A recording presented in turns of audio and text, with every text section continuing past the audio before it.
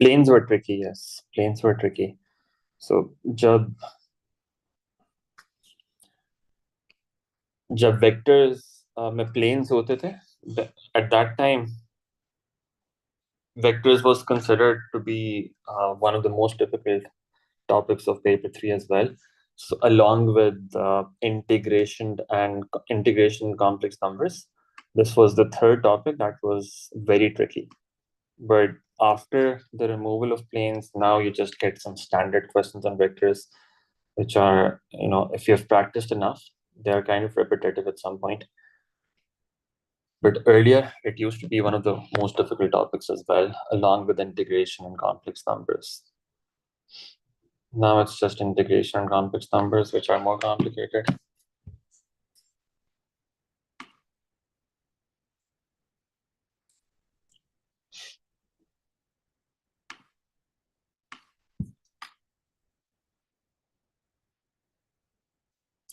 Okay, everyone. So please make sure that you have a look at the paper.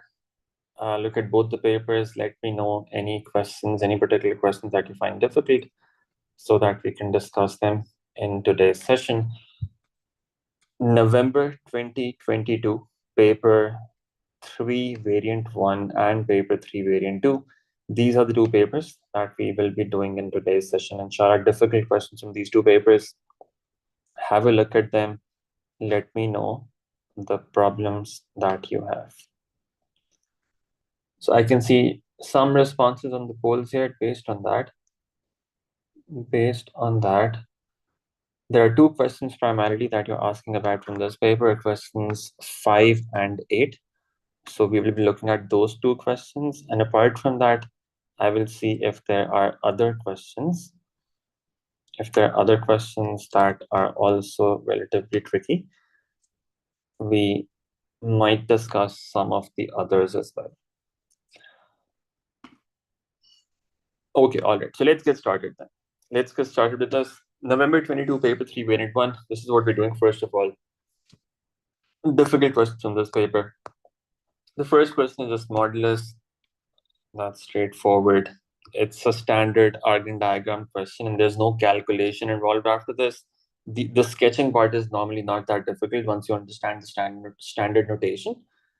Then you just have to draw those perpendicular bisectors, lines, and circles, and then just shade the appropriate part. In this case, this is a circle. You have to shade the inner part of the circles. This is a circle with center at origin and radius 3. This is a vertical line, real part of z. That means x is greater than equal to -2. That will be a vertical line at x equals -2. Right side of that part would be shaded, and you'll have two angles from the origin, 45 degrees, pi/4, and pi. Pi is going to be aligned to the left side. You have to be between them. So you'll just shade the part that satisfies all of those conditions. Nobody has asked about it, so I'm assuming you guys are comfortable with this. So that's straightforward. We did a question like this in the last paper as well. But let's actually do this. Let's start from this one. This one, first of all, this is question number 3 from this first paper. Okay, let's start with this. It says, you have this equation 2 raised to the power 3x minus 1 equal to 5 into 3 raised to the power minus x. We have to solve this equation. Now, how do we do this? We can take log on both sides directly, right? We've got a single term on both sides. There's no plus minus in between as such. So we can take log directly. Let's just apply log on both sides. It becomes ln of 2 raised to the power 3x minus 1 on the left side, ln of 5 into 3 raised to the power minus x on the right side. Now on the left side, we can bring 3x minus 1 down. The whole thing gets multiplied by ln 2. In this case, we cannot use the power law yet because the power is only on minus x, only on 3. It's not on 5. So we cannot use the power law until we first break it down into two parts. So we split it into two parts. So it looks like this: ln of 5 plus ln of 3 raised to the power minus x, right? And now we can bring this minus x down. So it becomes ln of 5 minus x ln 3 on the right side. On the left side, we can simplify this and get 3x ln 2 minus ln 2. And now you want to find the value for x in this form. So all you have to do is make x the subject. How do you make x the subject in this case? Bring x terms to one side, so it becomes 3x ln 2 plus x ln 3. On the other side, you have ln 5 plus ln 2. Take x common, that leaves you with 3 ln 2 plus ln 3 inside. On the right side, you have ln of 5 plus ln 2. You can apply the multiplication law here, so it becomes 5 times 2 inside. And then on the left side, you cannot use the multiplication law until you first remove this number from the side, right? The number that's multiplying, you have to get rid of this 3 from here. You can take that to the power, so it becomes ln of 2 raised to power 3 plus ln of 3. On the right side, you've got ln 10. And now on the left side, you can say this is ln of 8 times 3, which is 24. So you have x ln 24, that equals ln of 10. And the value for x that you get from this, that is ln of 10 divided by ln of 24. And that's your final answer. You cannot simplify this any further. This is division outside log. We cannot not use any log laws on this. It remains as it is. We just leave it as it is. And that's our final answer. And that's what they wanted as well. They wanted an answer in this form, ln A over ln B. So that's what it would look like. Okay, that's the final answer. Make sense? Any problems with this? Any questions, anyone? No problems? Okay, so that was fairly straightforward. Let's look at the next one now. Now, before that, yes, that's correct. For this, you can think of it like this. Modulus of z minus 0, that is less than or equal to 3. So this is going to be the center of the circle, and this is going to be the radius of the circle. The distance from 0 is less than or equal to 3. That means you have to shade the part that is inside the circle, right? So we'll be shading the part that's inside the circle for this, and that would give you the result. Okay. And the rest are straightforward. Just draw those loci, mark the sides of those loci that are relevant, that satisfy the inequalities, and then shade the part that satisfies all of those conditions. For argument, you will draw a line from the origin, yes. Okay, what I'll do is I'll just do it quickly. But I'll try to be a bit quick about this. All you have to do is make an argument diagram that looks like this. This is the imaginary part. This is the real part. This means circle at origin, radius 3. You can mark these points here like this. This is 0, 1, 2, 3. Make sure you're using the same scale in both axes. Whatever is 1 unit on one axis, it should be the same on the other axis as well. You've got -1 here, -2 here, -3 here, -1 on the left side, -2 on the left side, -3. The first locus is a circle at origin, with origin as the center and radius 3. So it would look something like this. It would look like this.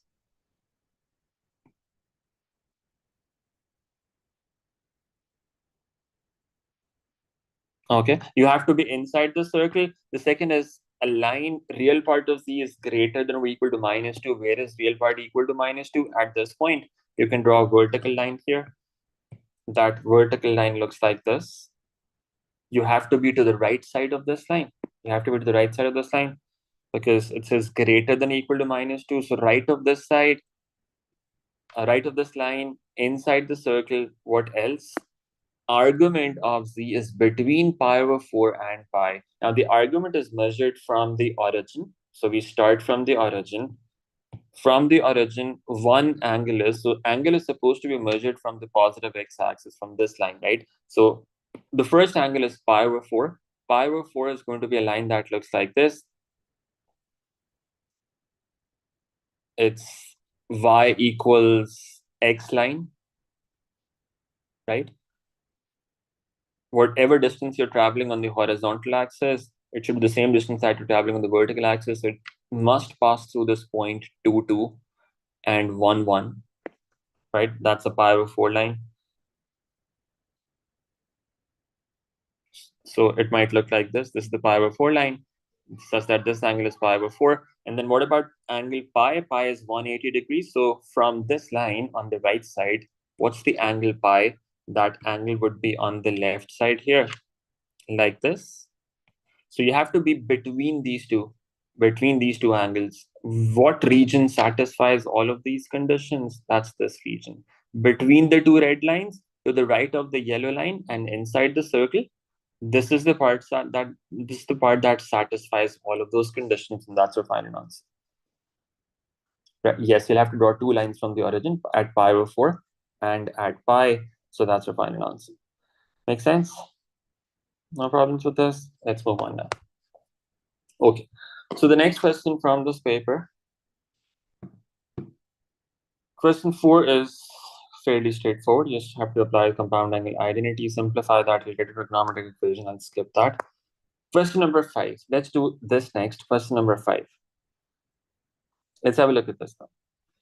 It says the complex numbers u and w, they are defined like this. U is equal to 2e raised to power pi/4 times iota, and v is equal to 3e raised to power pi/3 times iota.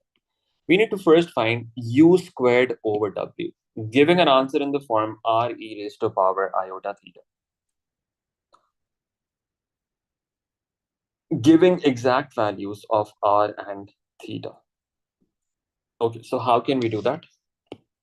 In this form, evaluating powers or dividing, that's fairly straightforward. You just input it in this expression, u squared over w. What does that become? 2e raised to power pi/4 iota. Then you have whole square of that divided by w, which is 3e raised to power pi/3 iota. Right, that's what you have. First of all, in the numerator, you can evaluate the square. 2 square is 4. And then the power gets multiplied by 2. So it becomes 2 pi/4, which is pi/2. So pi/2 iota. In the denominator, you have 3e raised to power pi/3. Now they're saying give the exact values of r and theta in this form. Now, what are the values of r and theta? When you divide 4 and 3, what's the exact value that you get? What's the exact value that you get? You get 4/3. And what happens to the powers? Two complex numbers are divided. The powers get subtracted, right? Two numbers are divided, their bases are the same. So the powers will get subtracted, right? So that will become pi/2 minus pi/3 whole times iota. And now you can put this on your calculator and see what that gives you.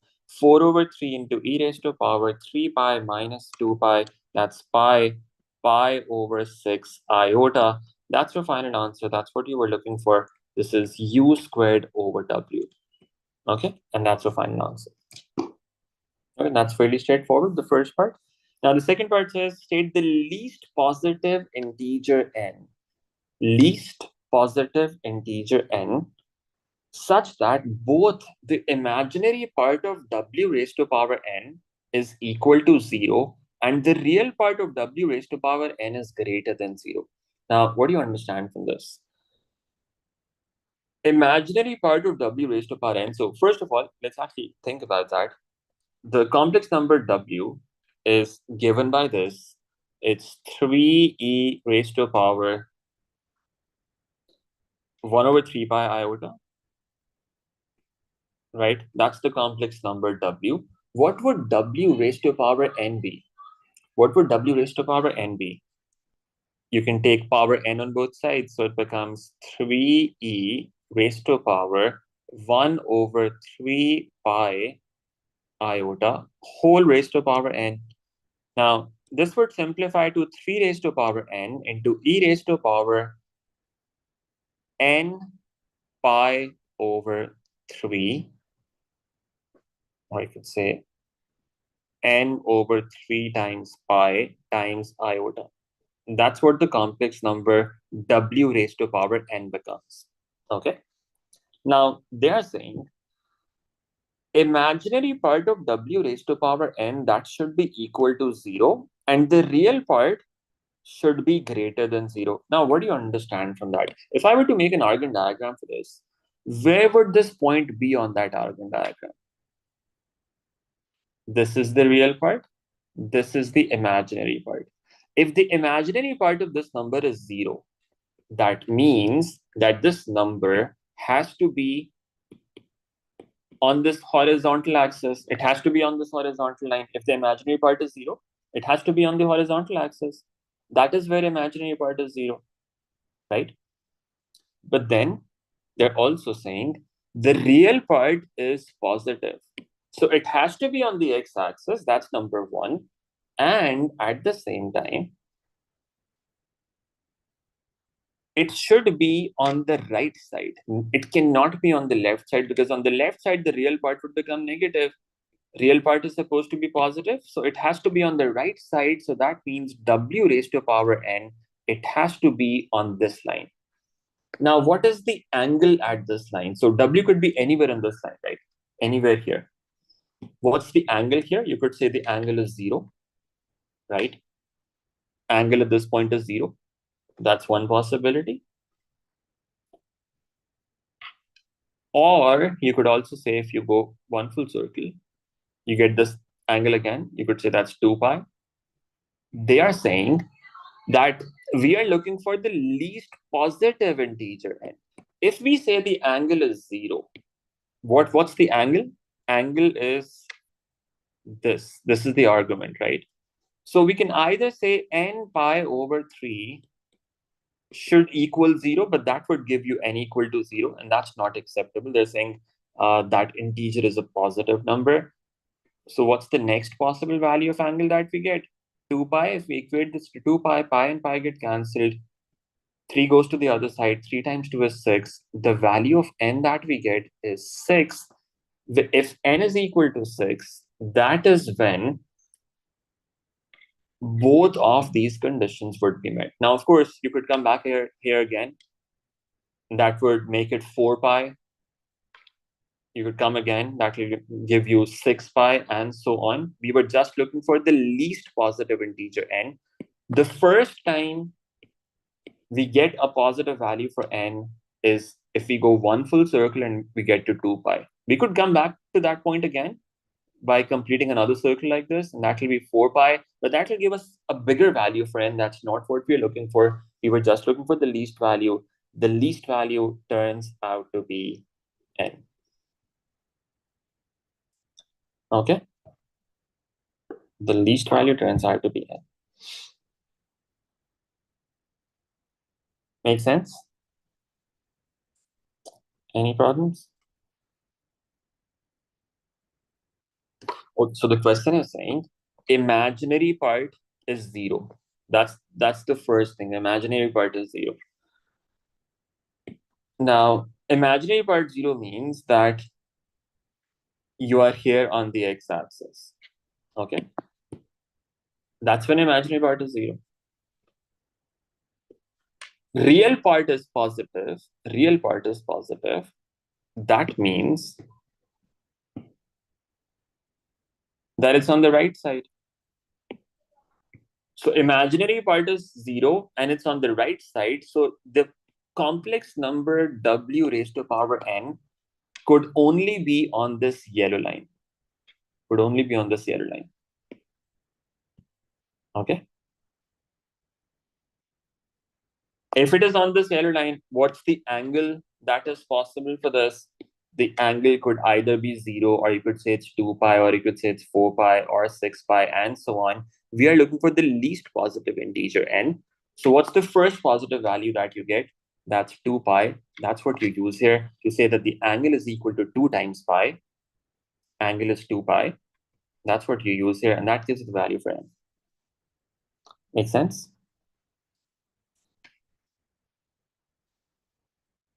Okay. All right. Let's move on now. Let's move on now to the next one. Acha, what's the next one that you guys are asking about?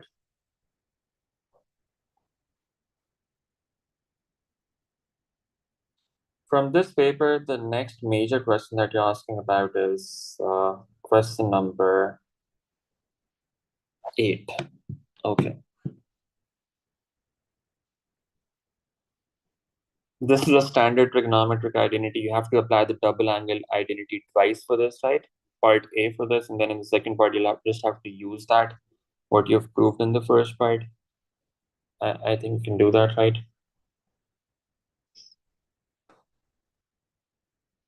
Right? For this, you just apply the double angle identity. It's a standard method that we learn when we do trigonometry. This is iteration. Okay, so for this question, I just do the first part. Just the first part. Okay. Yeah, let's do the first part of this, and then we move on to 8 after that. Equation of a curve is given by this: y is equal to x over cos square x, where x is between 0 and 𝗫/2. At the point where x is equal to 8, the tangent to the curve has gradient equal to 12. Okay, now this is the line that is going to tell you how to make that equation. The tangent to the curve has gradient equal to 12. Okay.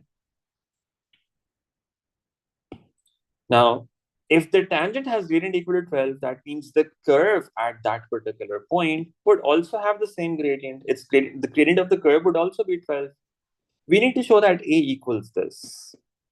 Now, how do you show that? How do you show that A equals this? How do you find the gradient of a curve? Using differentiation. So that's the first thing you do. You find the derivative of that function dy over dx and see what that turns out to be. It's a quotient. We can use the quotient rule for this. Let's call this u, and let's call this v. The derivative would be vu dash minus uv dash divided by v squared, right? That's the derivative. Input values in this. V as it is, that means cos square x as it is into derivative of x, that would be 1, minus uv dash, that means x as it is into derivative of cos square x. Now that's a power function, right? Cos square x means that's cos of x whole squared. You multiply by the power, subtract 1 from the power, so it becomes cos x multiplied by the derivative of the base. What's the derivative of the base? Derivative of cos x is minus sin x, divided by the square of the denominator, v squared, and that would be cos raised to power 4x. This is what we end up getting. Now we're looking for the point at which the gradient is equal to 12. So we put this equal to 12 and see what that gives us. Put this equal to 12. Now on the right side, if you simplify this, we get cos square x minus or plus 2x into sin x into cos of x divided by cos raised to power 4x. Now we could do some cancellation here, because in the numerator we can take 1 cos x common outside, cos x into cos x plus 2x sin x. We can take cos common outside like this. In the denominator, we've got cos raised to power 4x. 1 power of cos gets cancelled here, and it leaves us with cos cube x here. And now this becomes 12. I can just take this cos cube to the other side, so it becomes, what do you want at the end? So let me just have a look at what we want at the end. We have a cube root. Okay, this is a cube, right? So this is where the cube root is going to come from. We have to make this the subject, and we have 12 in the denominator here. So what we can do is, in the same step, I can do something like this. I'm going to take cos cube to the left side and bring 12 down here. So that becomes cos cube x equal to cos of x plus 2x sin x divided by 12. And now This is cos cube. We can take cube root on both sides so that it becomes just cos of x. On the right side, it leaves us with cos of x plus 2x into sine x divided by 12, cube root of that. And now we take cos inverse on the other side to get this form. So we have x equal to cos inverse of cube root of cos x plus 2x sine x divided by 12. Now at this point, we know that the value for x is equal to a. That's what they told us there. So what we can do is we can input x equal to a here. We could do that earlier as well if we wanted, because we could do that at this point as well when we put that equal to 12, or we can do that now, doesn't matter. So we get a equal to cos inverse of cube root of cos of a plus 2a sine of a divided by 12. Okay, this is the final result that we get from this. That's what you wanted to prove. Make sense?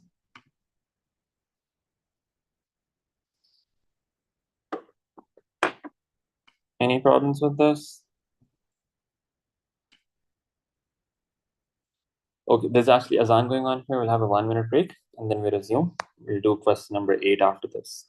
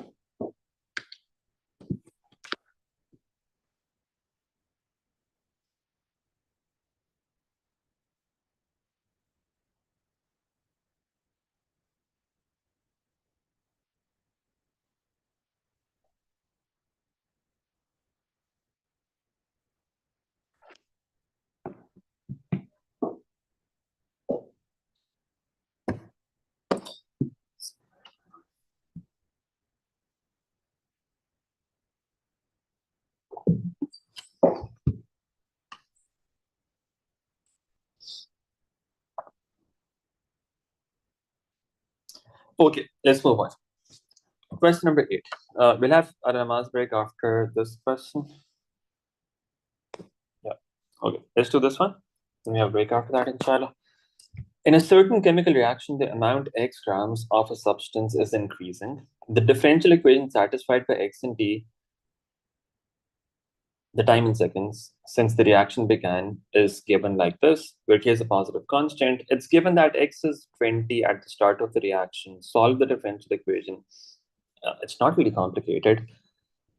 The equation is already given. Generally, when you have to make an equation like this yourself, that's the tricky part. In this case, you just have to solve this equation. And it's not a very difficult integration as well. How do we start? First of all, we separate the variables. What's the point that we're given? We're given that x is 20 at the start of the reaction. That means at time 0, x is equal to 20, right? That's one piece of information that we've got. Do we have anything else that's given as well? No, okay. So the answer has to be in terms of k. All right. So we don't have to find the value for k. So this point will only be used to find the constant, the plus c that you would have after integration. So how do we start? First of all, we separate the variables. We can bring x to the left side. So it becomes 1 over x. On the right side, we have k e raised to power minus 0.1 t left. dt goes to the right side as well. And the variables are separated. Now integrate both sides. Integration of 1 over x is just ln of x. Integration of this, remember k is a constant. So k remains as it is. That does not change. Integration of e raised to power minus 0.1 t. E raised to power minus 0.1 t divided by minus 0.1. Right? That's what the integration becomes. All right. And that's it. Now you have to add a plus c here. Find the value for that c. First of all, let's simplify this a bit. It becomes ln of x equals 0.1. 1 over 0.1 is 10, right? So it becomes minus 10k e raised to power minus 0.1 t plus c. Let's find the value for c.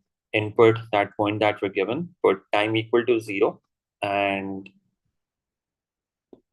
x equals 20 and see what that gives us. ln of 20, that equals minus 10k e raised to power 0 plus c. The value for c turns out to be 10k plus ln of 20. Now we put that back in that equation. So we get ln of x equal to minus 10k e raised to power minus 0.1 t plus 10k plus ln of 20. Now what we want at the end is, we want some relation between x, t, and k. They've not specified that we want any variable, the subject as such. Okay. So this is our solution in a way. However, it's better that you make ln, that you combine the two ln terms and make them a single ln term, right? Sometimes they have 1 mark for this at the end. Sometimes they don't. Sometimes they have it. You cannot know if they would have a mark for this or not. You should always do it whenever you have multiple terms in your final answer. Always write the multiple log terms as a single log term. How can you do that? You can take ln 20 to the left side, so it becomes ln of x minus ln of 20.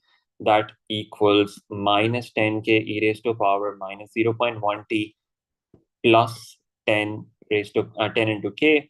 And now on the left side, you can write this like this: ln of x over 20 using the division law. That equals minus 10k e raised to power minus 0.1 t plus 10k. And that's your final answer. Just leave it like this. They don't want any one particular variable, the subject as such. So this is fine. You can just leave it like this. And that's your final answer. Makes sense? That's fairly straightforward. Nothing very complicated here.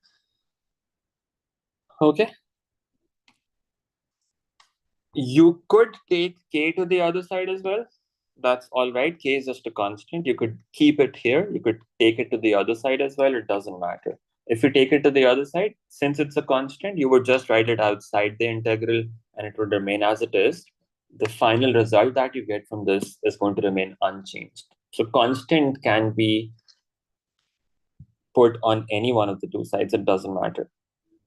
Okay. So that's the first part. Now the second part says, given that x is 40 when t is 20, find the value of k and find the value approached by x as t becomes large. Large becomes as it goes towards infinity. Okay. Now, this is the equation that we've got. This is the equation that we've got. I'll just copy that here. That's what we found in the first part. Now they're saying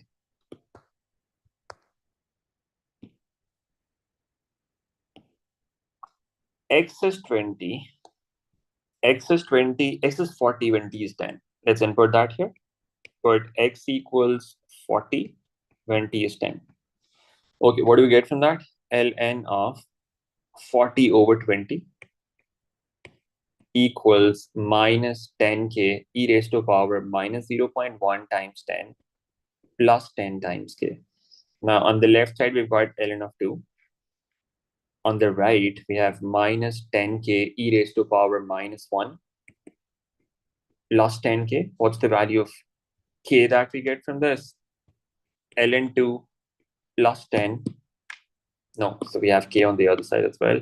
We can take k common from the right side, and that leaves us with minus 10 e raised to power minus 1 plus 10. Divide that on the other side. Now the value of k turns out to be this. ln2 divided by minus 10 e raised to power minus 1 plus 10. That's the value for k. Now, they've not mentioned that you want k as an exact number or a decimal. So both are going to be okay. You can leave it like this or write a decimal value. I would recommend that you first write it like this and then just input this on your calculator and see what the decimal value turns out to be as well, and write that decimal value as well at the end. So what do you get from this? If you put this whole thing on your calculator, you get ln of 2 in the numerator. In the denominator, you have minus 10 e, where is e raised to power minus 1 plus 10. And that will give you the result. The value for k that we're getting from this is 0.109654. If you were to round this off, that would become 0.11023 significant figures. That's the value for k that we're getting. Now we have to find the value for x as t becomes large. So as t goes towards infinity, what would happen to this? Again, they have not asked us for an exact value here. Just use decimals. That's going to be easier. This equation now becomes ln of x over 20 equal to minus 10 into k. What's the value for k that we're getting? 0.10965 into e raised to power minus 0.1 into t plus 10 into 0.10965.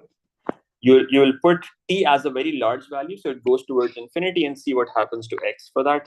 Just give me a minute, I'll be back.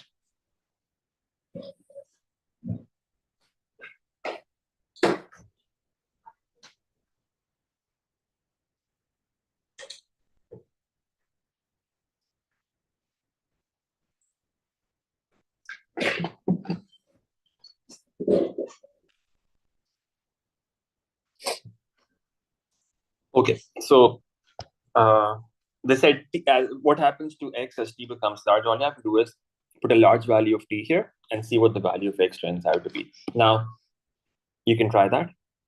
As t becomes very large, as t goes towards infinity, you can just do it logically. You see, you get a very large negative power.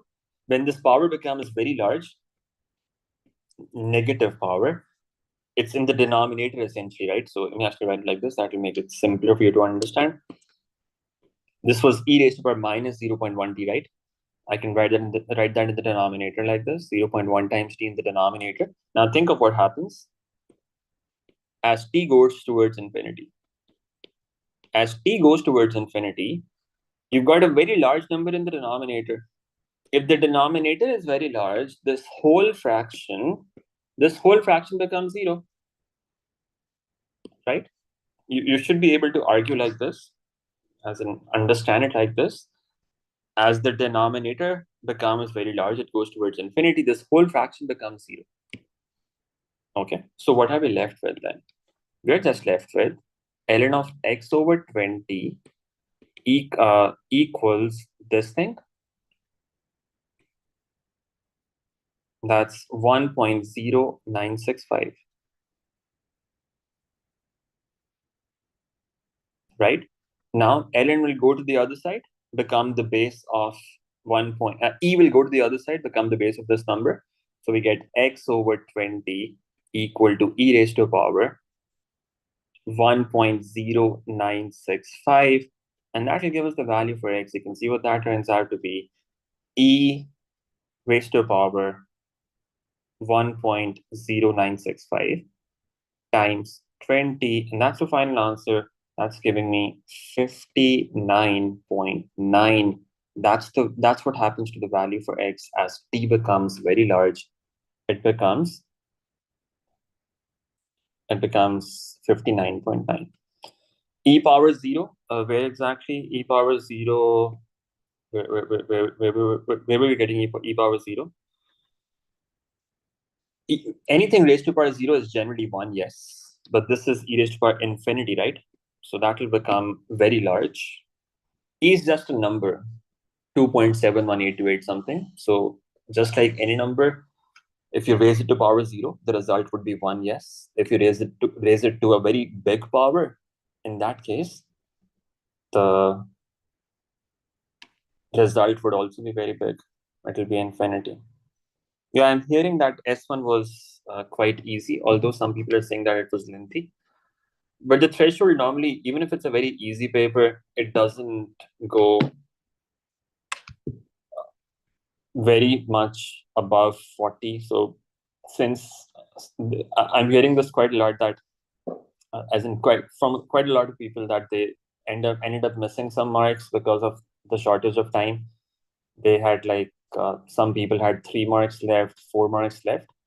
So even if the overall difficulty level was not that high, since it was a bit long, you can expect it to be maximum 40 and not more than that. So for an A, maybe around 40. I didn't expect it to be much higher than that, to be honest, based on the feedback that I'm getting. It was easy, but lengthy, apparently.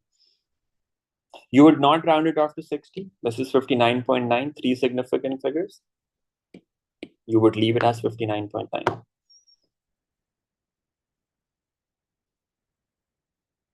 Okay. And that's your final answer.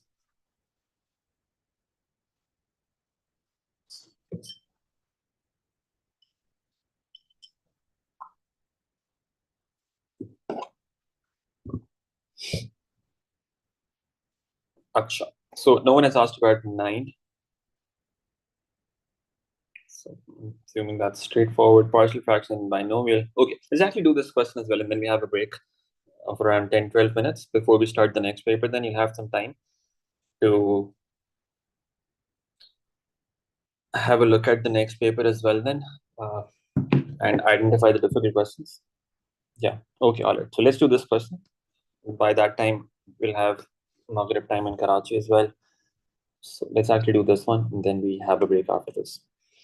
Now in the diagram, OABCD is a solid figure in which OA is equal to OB, which is 4 units, and OD is 3 units. The edge OD is vertical. The edge OD is vertical. This is vertical. DC is parallel to OB. DC is parallel to OB. Okay. So these two are parallel.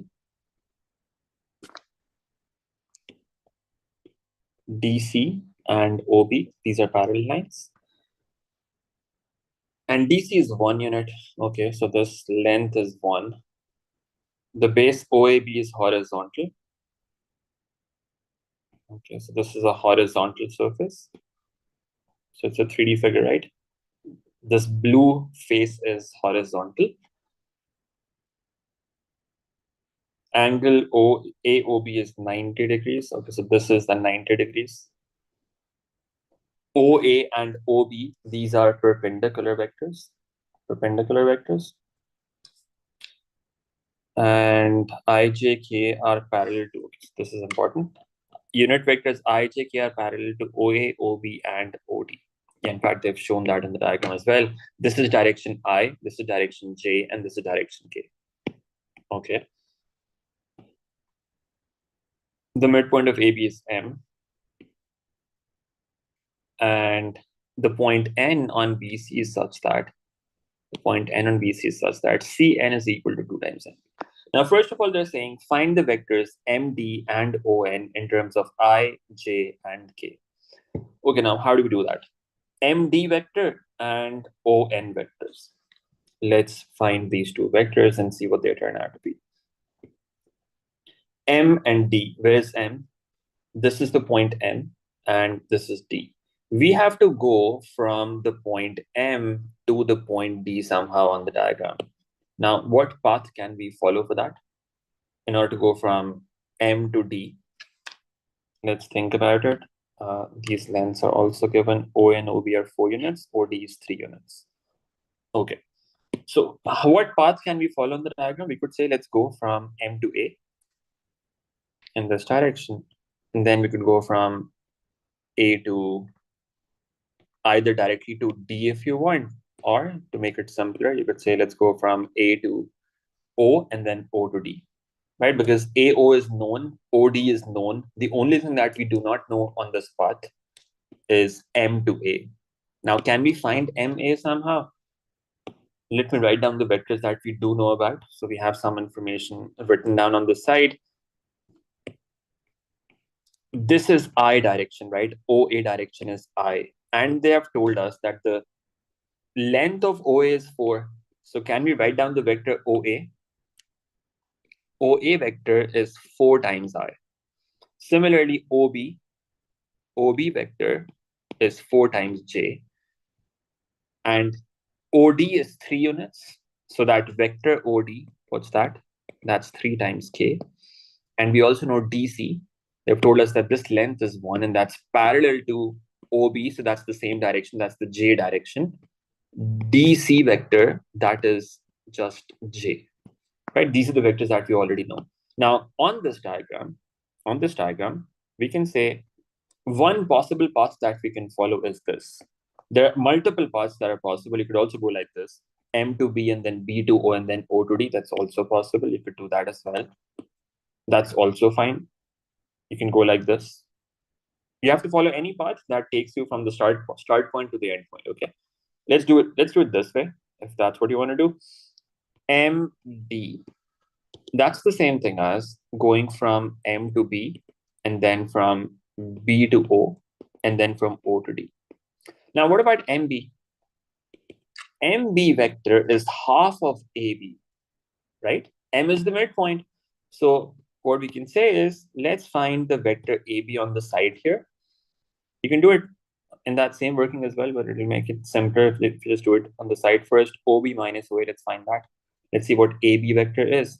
OB minus OA, that is going to be 4J minus 4I. That's the vector AB. MB would be half of that. So we can say this is 2. We can actually do that on the side as well. MB will be half of that, right? So half of this, 4J minus 4I, what does that become? 2J minus 2K, 2J minus 2I. That's what it becomes. Now we can input that here. MB is 2J minus 2I, right? That's MB. What about BO? OB was 4J. What about BO? That will be opposite of that, negative of that. That becomes minus 4J. And then OD, that is 3K. And that's it. Now you can simplify this and see what that gives you. Minus 2I minus 2J plus 3K. That's the vector MD. Make sense? No, you don't have to use shortest path or anything. You can find any path in the diagram that you know something about, and that'll work. I'm not sure. I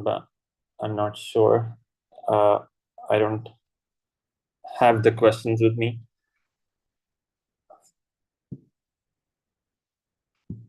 I'm not sure if it was all A together or all A not together. I have no idea. Maybe somebody else can answer. 46 marks would definitely be an A star. 46 should be an A star, no matter what the threshold is. MB कैसे आया? MB is half of AB. M is the midpoint. M is the midpoint of AB. So whatever AB was, MB would be half of that. MB vector would be half of that. Right? It's half of AB. Okay. Achha, what about ON now? ON. Vector ON. So we have to go from O to N now. O to N. What path can we follow on which we know something? We can go from, let's say, O to B and then from B to N. Now we know OB. However, what we do not know is BN. But do we have any information that's given about that? Cn is equal to 2 times NB. What does that mean? First of all, you write it like this. Cn is 2 times NB. You can write it in the fraction form so that you can understand the ratio. Cn over NB, that is equal to 2. Right? If you bring NB on the left side, that's what it becomes. So you can say that's 2 over 1. So if C to N is 2 parts, then N to B is 1 part. What does the total become? The total is 3 parts, right? The total is 3 parts. That's what the ratio is telling us. So we could say the vector ON would be equal to OB. We go from O to B and then we go from B to N. Now we know OB already. What is OB? OB is 4 times J. We know that. What about BN? What about BN? How do we get this vector BN? Now we know it's the vector that is 1/3 of BC, right? We said that if the total is 3 parts from B to C, then B to N is 1 part. So we could say BN is the same thing as 1/3 of BC. It will be 1 over 3 times BC. Now we can find this vector. How do you find BC? BC is just OC minus OB. Do we know both of them?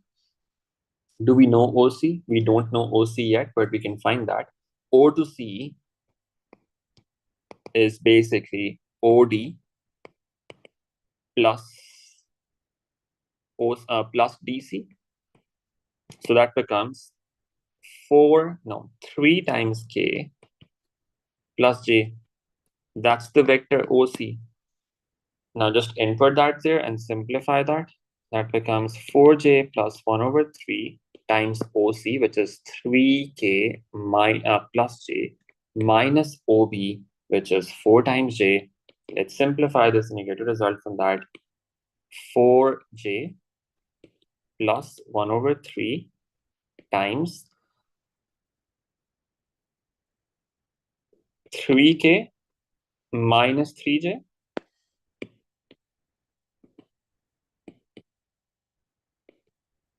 That simplifies to 4J plus K minus J, which is 3J plus K. That's the vector ON. This is ON. And MD was this. That's what we were looking for. Make sense? So that was a bit tricky. That's what these ratios questions tend to be sometimes. That's what you have to do. That simple ratios, you should have done this in O levels as well. That's as we are given that Cn is 2 times NB. Cn is 2 times NB. So if Cn is 2 parts, how much would NB be? That would be 1 part, right? So what's the total then? The total is 3 parts. The total would be 3 parts. So can we write Bn as a proportion of BC? This is 1 out of 3 parts. So we say 1 over 3 times that. We say 1 over 3 times that. So Bn should be 1 over 3 times BC using those ratios. It's 1 out of 3 parts, right? Make sense?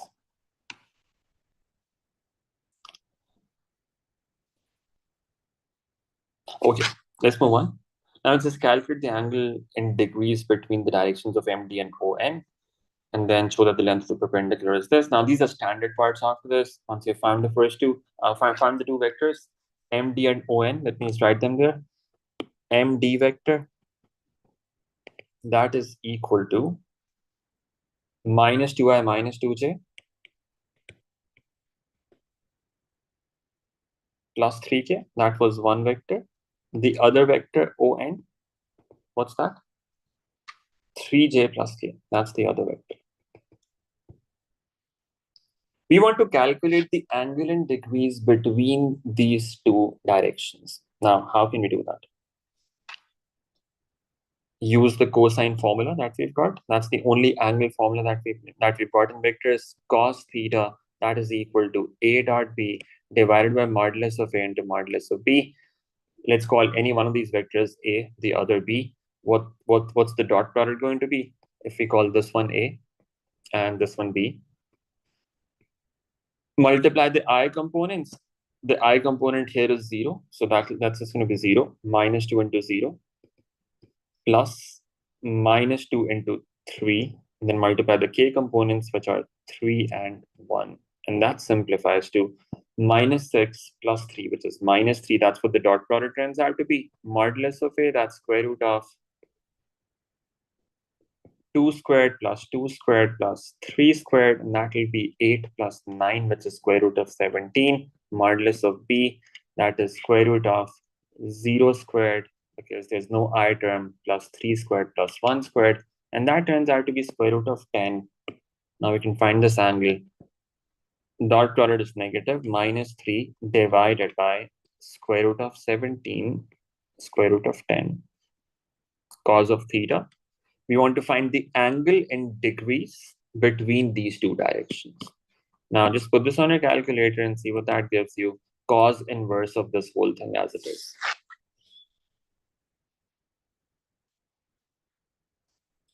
Okay, has anyone done this? Make sure your calculator is in radian mode for this. Put this on your calculator. Cos inverse of minus 3 divided by square root of 170. And see what that gives you. Now that's giving me 103.3 degrees. That's an obtuse angle, that's okay. The question did not specify if you want an acute angle or an obtuse angle. We're getting obtuse here, that's okay. We can leave that as the answer. This is also acceptable. If you write the acute angle here, that's also acceptable. It does not matter.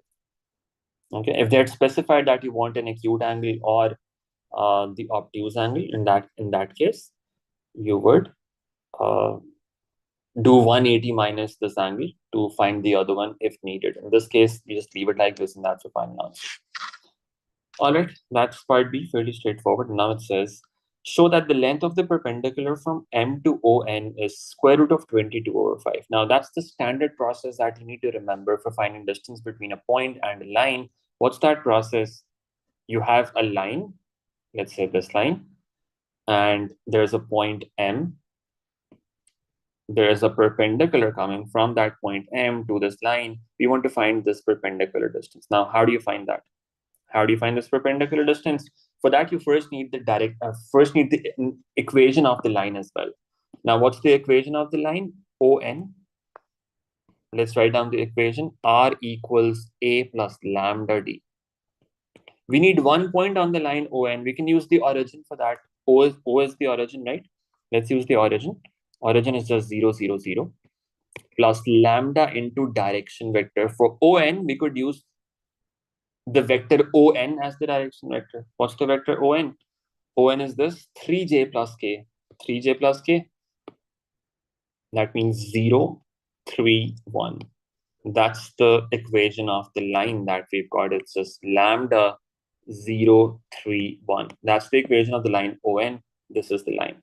Okay, now do we have the point? The point M. Now, notice the difference. We're talking about the equation of ON here. That's the line. For line, we need the equation. For the point, we need the position vector. What's the position vector of the point M? Do we have that? The point M. Where was M? This point. Okay, so we don't have that yet. We have to find that. We can go from O to A and then A to M to find the vector OM. Right? Let's find that. OM.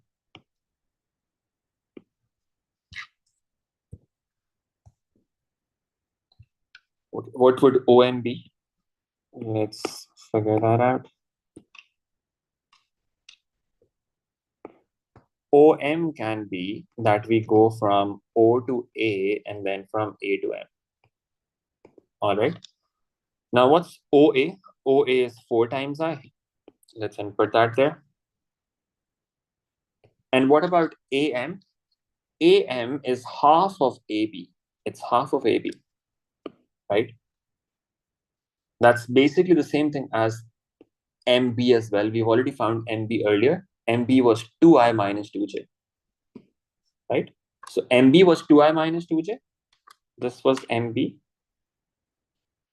AM would be the same as that as well. This is also AM. So we can just use that. 2J minus 2I. 2J minus 2I. And the point that we get from that is 2I plus 2J. So we could say the position vector of the point M in the vector form, that is 2, 2, 0. That's this point. So we have a point and we've got the equation of the line. Now, what's the standard method that we use for this? We call this point something. Let's call this point X. That's the foot of the perpendicular. We write down the position vector of this point X. How do we do that? We say whatever is the equation of the line. This is the equation of the line. That's going to be the position vector of the point X. So OX, that is going to be this same thing. That's, if you simplify that, that becomes 0, 3 lambda and lambda. That's the position vector of the point X, right? X lies on this line. Equation of the line represents the position vector of every point on the line. X is also a point on the line, so its position vector should also be the same. Now, the only problem is we don't know what the value of lambda is. And that's what we can find now by using dot product. First, find the vector mx, see what that turns out to be. Vector mx, that would be ox minus om. What do we get from that? Ox is 0, 3 lambda, lambda. Subtract from that om, which is 2, 2, 0. And that turns out to be mx vector, which is minus 2, 3 lambda, minus 2, and lambda. That's the vector mx. Now we say the vector mx and the direction vector of the line, they should be perpendicular to each other. So their dot product should be 0.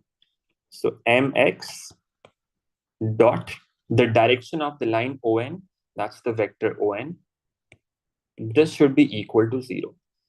So that gives us minus 2, 3 lambda minus 2 lambda dot on. What was that? On was this 0, 3, 1. So this is one thing that we're using here, direction vector, and this vector mx. Their dot product has to be 0. So 0, 3, 1, that's the other vector that we have here.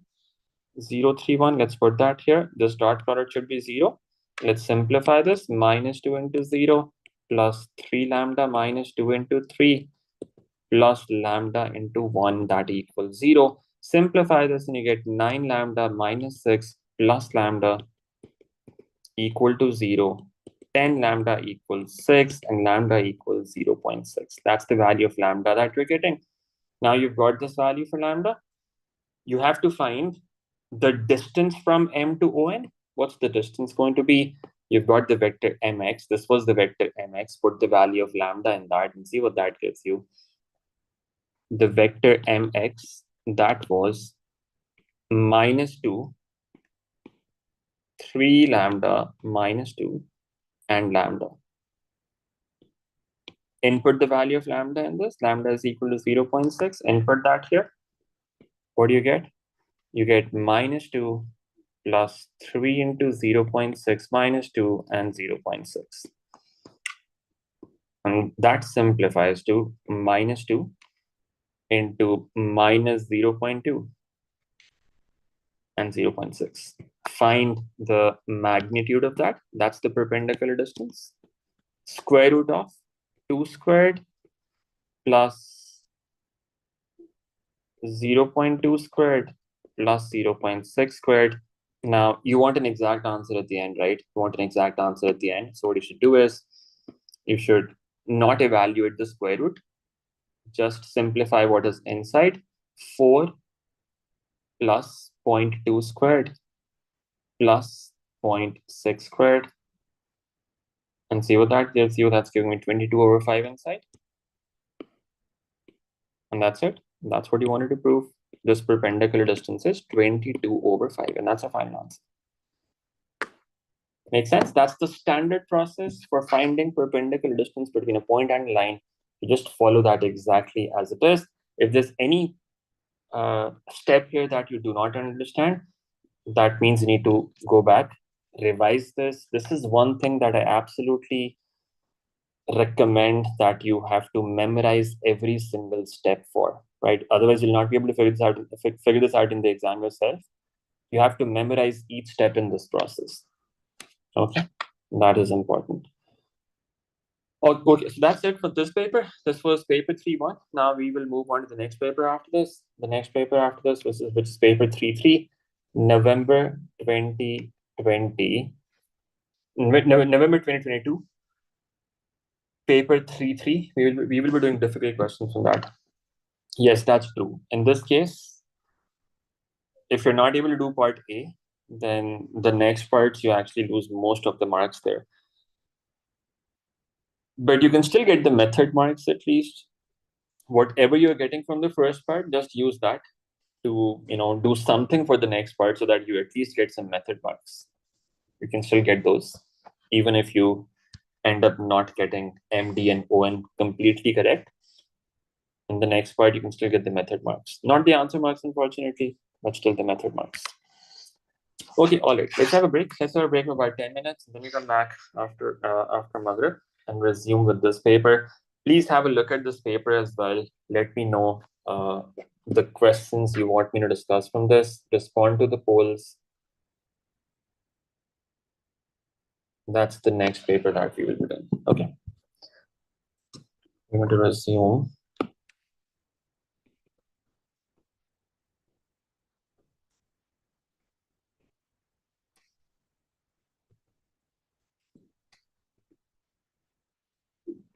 On 7:43 p.m. Okay, let's have a break. Then we come back after that.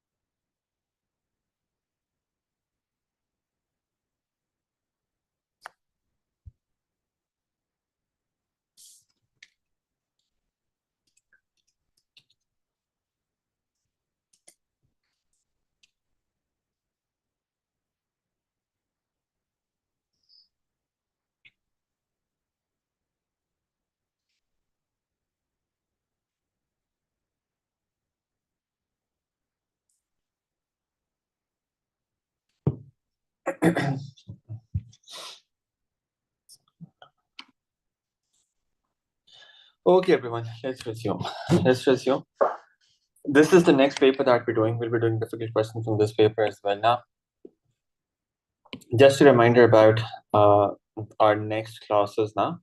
Tomorrow is the last past paper session class that we're going to have. And in tomorrow's session, we will be doing difficult questions from 3 papers. June 2022, papers 3.1, 3.2, and 3.3. Okay. So all 3 of those papers, we will be doing difficult questions from them. We are already done with 2023, 2024, and 2025 papers until March 25, right? And you already have the recordings available for the 2021 papers and 2020 papers as well. So tomorrow we will be done with the 2022 papers as well. So that covers the last 5 years of papers. For some, we have done all questions. For others, we have done only the difficult questions. Tomorrow will be the last session that we have on this. And then on Friday, we have the revision workshop, part 1 of that. We will be starting around 4:30 p.m. inshallah. And then on Saturday, part 2 of that. And in these 2 days, we will be covering all the concepts that we have in all the topics of paper 3. So these are going to be long sessions, both days, Friday and Saturday. You can expect 5 to 6 hours both days, in which we'll go through all the different concepts and also the different types of questions that you get on those topics. Okay, so that's the plan for Friday and Saturday. Okay, so keep that in mind. That's what we will be doing over the next few days now. And then on Sunday, I might just do a YouTube live for everyone, in which they can ask any last-minute questions like we had. That would probably just be a YouTube live, not a Zoom class, in which I'll discuss any questions that anyone might have. That will be for Sunday, but that's not confirmed yet. I will see if I can do that, inshallah. Okay, all right. So let's resume with this now. I hope you have already responded to the polls. Please make sure that you do that if you haven't already. Can everyone please respond to the polls? Let me know the questions you want me to do from this paper. November 22, paper 3, variant 3.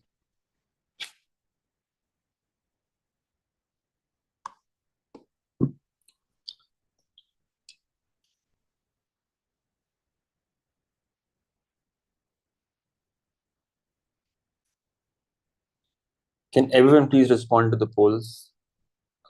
I can only see a few responses. Physics P4 is tomorrow, right? Physics P4, is that tomorrow? What about Friday? Is there any exam on Friday as well? Any major exam on Friday? Does anyone know?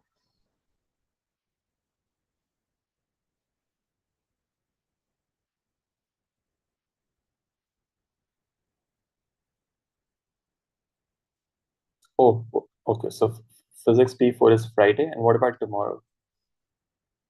Is there any exam tomorrow? Any major exam tomorrow?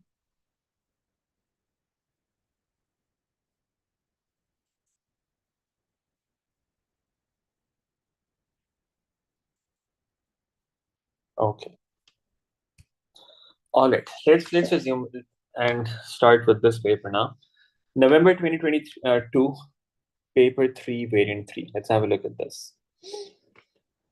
Okay, so 7, 9, and 10. These are the 3 questions that I see for now that you guys want me to do. I will go through the rest of the paper as well just to see. Bio P5 is tomorrow. Okay. Bio P5. All right. P5 is practical? Is P5 practical? P2 and P5. Okay, no, it's not practical. Practical is P3. Practical कौन सा होता है? I've totally forgotten. P5. Okay. P3 is practical. Okay, there's a CS exam as well. Okay, so tomorrow and the day after tomorrow, they are apparently packed. Okay. All right. So Friday should be fine then for the revision workshop then, because you will be free by then and we'll just be focusing on maths then. Okay, good. All right. Question number 1, that's straightforward. I'll skip that. This one is just binomial expansion. Nobody asked about this. Integration by parts.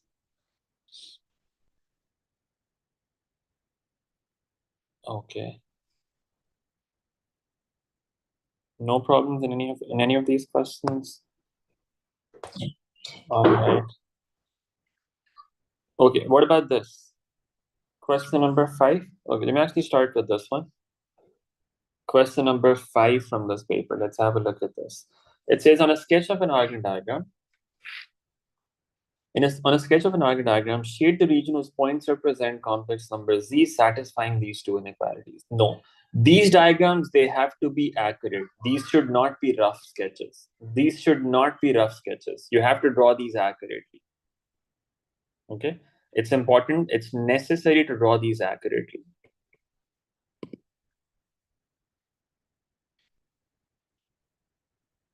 Okay, it is necessary to draw these accurately. Otherwise, you would have trouble in the next part as well. And if it's not accurate, you might lose some mark in this part as well. So try to be as accurate as possible without spending too much time. Of course, it's a 4-mark question, so you should be spending around 5-6 minutes in this max, not more than that. So how do you think about this? Modulus of z minus -2 compared to converted to standard forms. First of all, this is less than or equal to -2, less than equal to 2. What does that mean? This is the center and this is the radius. We've got 0 here. Let's mark the points. This is -1. This is -2. On the right side, we have 1 here. We've got 2 here. We have 3 here. And then -1, -2, -3, 1, 2, 3. Okay, so the center has to be at -2. Where is the point -2? That will be here. This point here. We can mark a couple of points on the left side as well. This is -3. Let's say this is -4. Now we draw a circle here of radius 2. Now the circle has to be accurate such that its center is at 2. You have to do it with a compass. Center should be at 2. On the right side, it should be just touching the origin.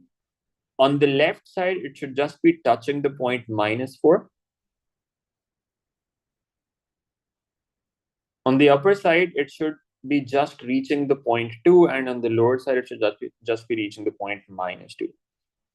Right? That's what it should look like. Now, when you draw it accurately, it will look more like a circle rather than this oval that I have here.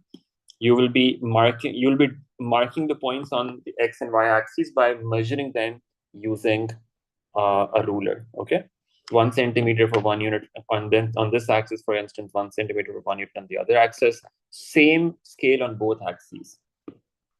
Then it says imaginary part of z is greater than or equal to 1. Imaginary part of z, imaginary axis is this.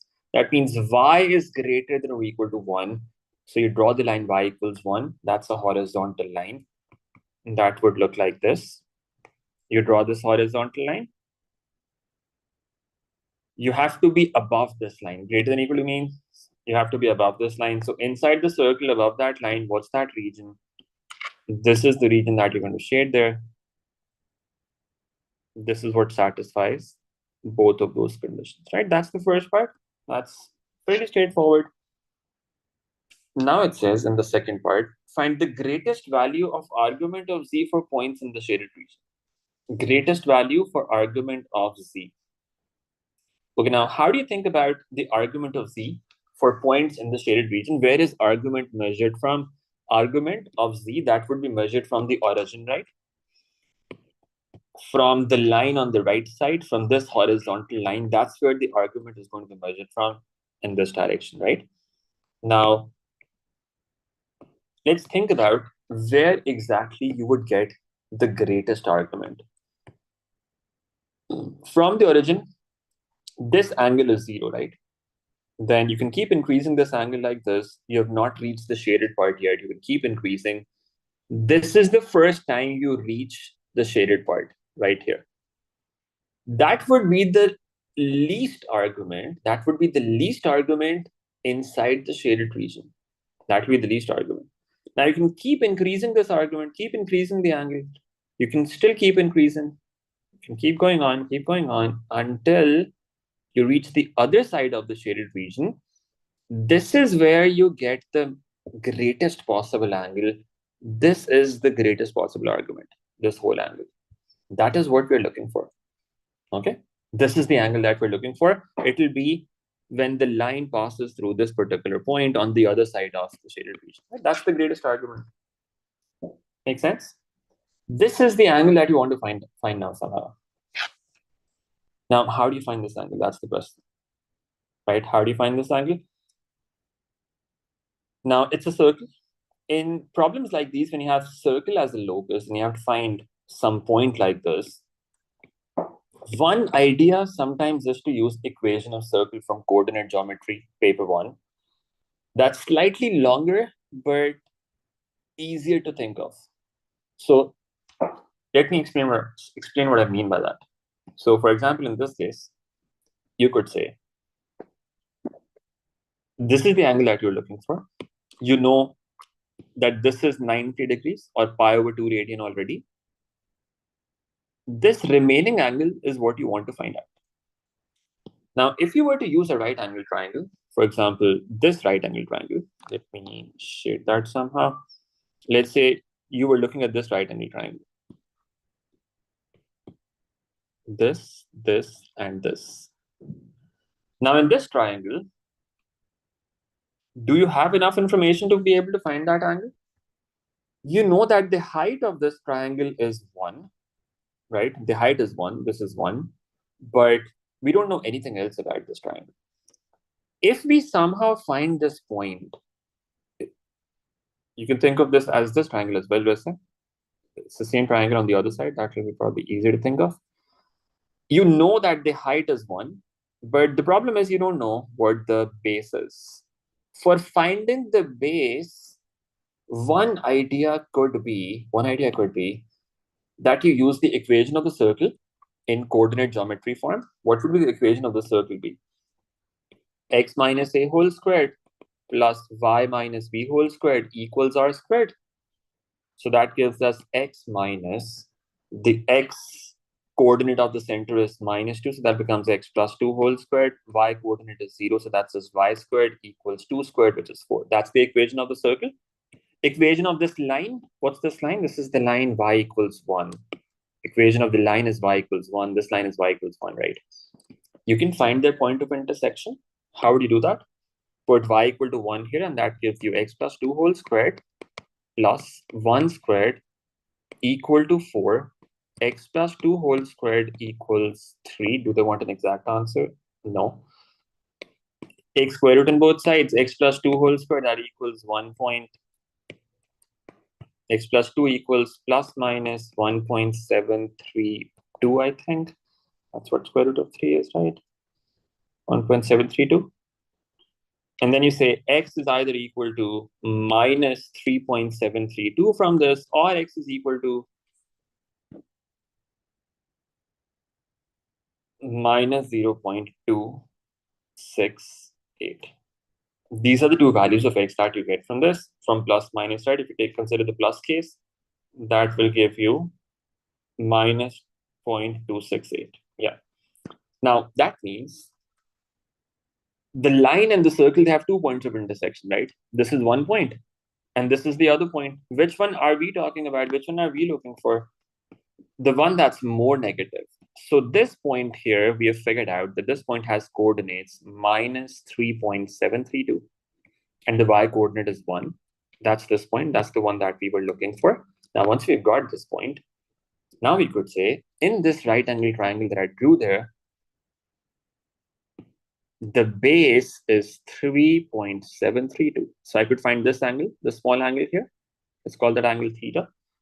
That would be tan of theta equal to 1 over 3.732. And that will give me this small angle. Let's see what that turns out to be. We always use radians here, unless a question specifically uses degrees somewhere. In complex, we always use radians. Tan inverse of 1 over 3.732. Now, what's that giving me? That's 0.2618. So what's the argument going to be then? This angle. The argument that we were looking for, that's pi minus 0.2618. And that will give it the result. That turns out to be 2.879, 2.88. That's the argument that we were looking for. That's one way to do it.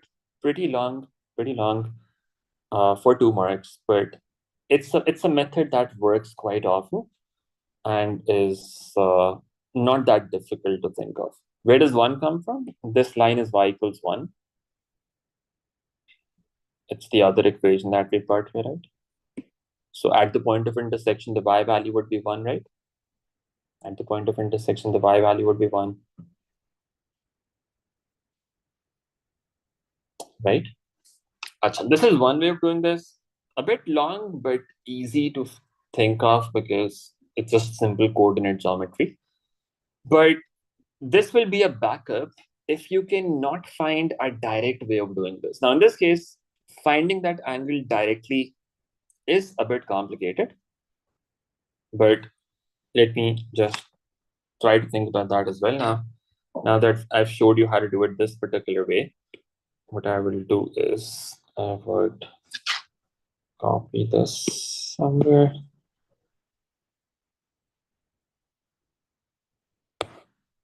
This is one possible method that you will use. I'm leaving that here.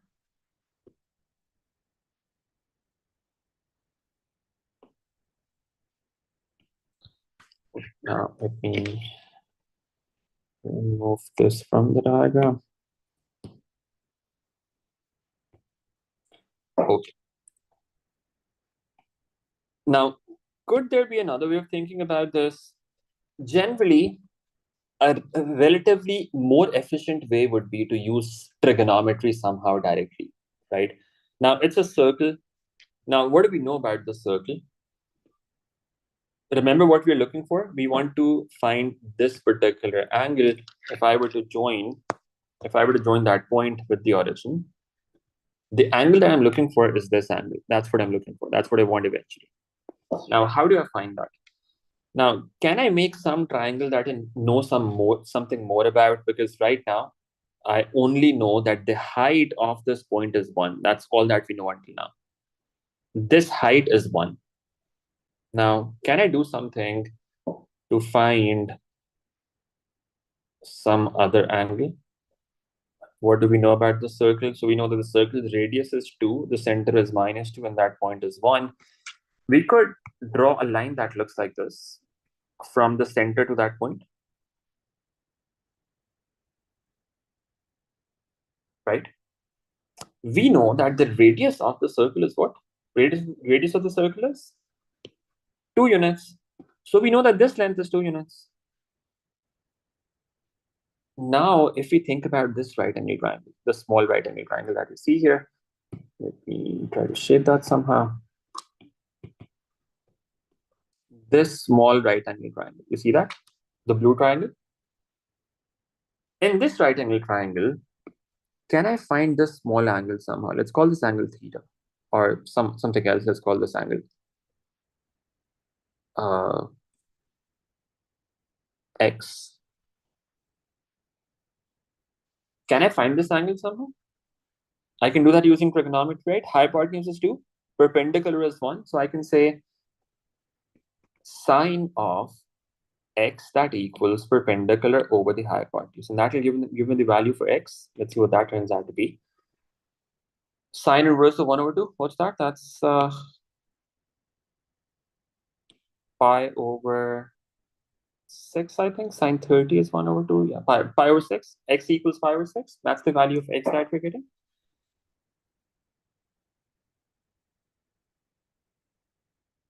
I'm not too sure actually that the other working correct. This is turning out to be this 1 over 2.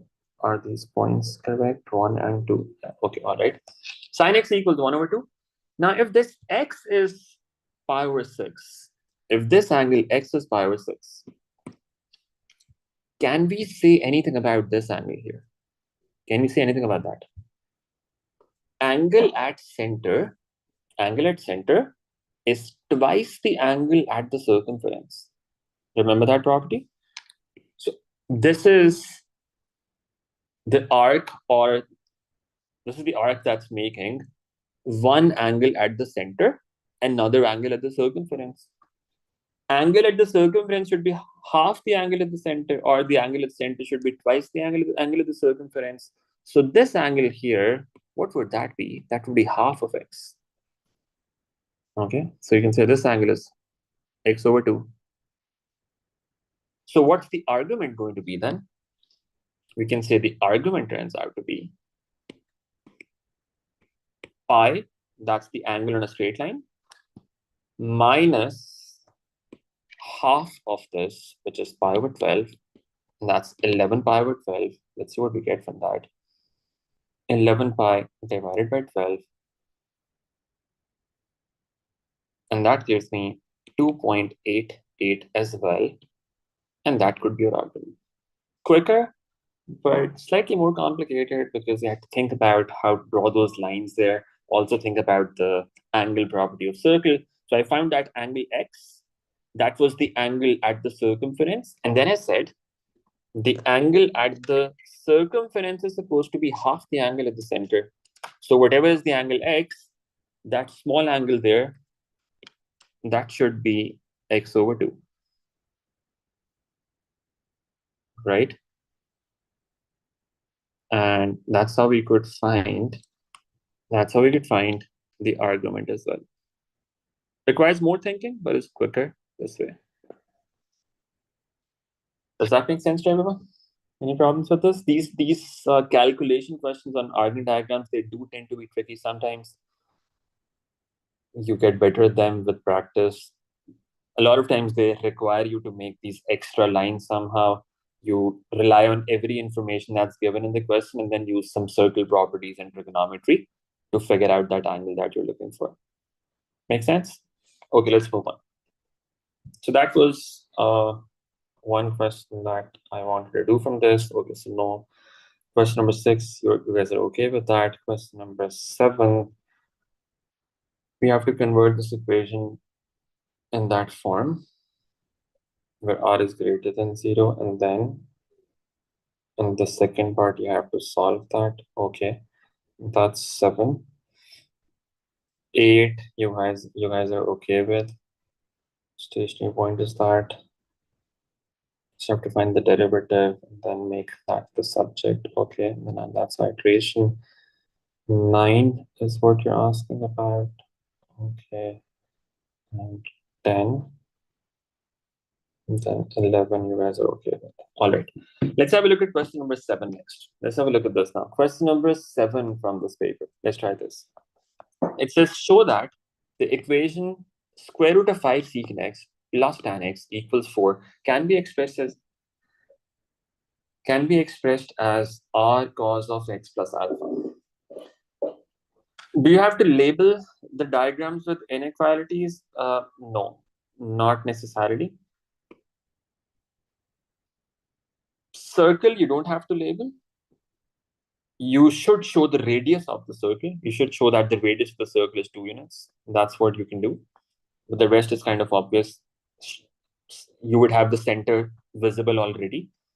If you have multiple lines in a locus, then you should just write them. For example, when you're talking about angles, when we draw a pi over 4 angle, you can write pi over 4 here. With that line, if you're drawing an angle pi, like we did in the previous paper, you would write pi there. That's the kind of labeling that you can do so that the examiner understands what exactly it is that you're drawing there. Okay, let's look at question number 7 now. Show that this equation can be expressed as r cos of x plus alpha equals under root 5. Now, how do we do that? Is it the standard form? It's not. We have to convert it to standard form. First of all, it has to be converted to r cos of x plus alpha. Now, for conversion to this form, number one, we need the first term to be cos. In this, the first term needs to be cos. Right now, it is secant. And the other term has to be sine. This is tan. So what do we do with this? Let's convert everything to sine and cos first of all. How can we do that? Secant x, we could write that as 1 over cos x. So it becomes under root 5 over cos x. Plus tan can be written as sine x over cos x. First of all, we change this equation to a form like this. Now we could multiply cos to the other side, and that gives us under root 5 plus sine of x equal to 4 cos of x. And now you see in the equation that they want as well, they have under root 5 on one side. So you could take this to the other side. So you only have under root 5 on one side, and you have 4 cos of x minus sine of x. That's 4 cos x minus sine of x equals under root 5. So now we've got an equation in which on one side you have under root 5. And what they want you to do is they want you to convert it to this form, r cos of x plus alpha equals under root 5. How can we do that? It is in the standard form now. The first term is cos.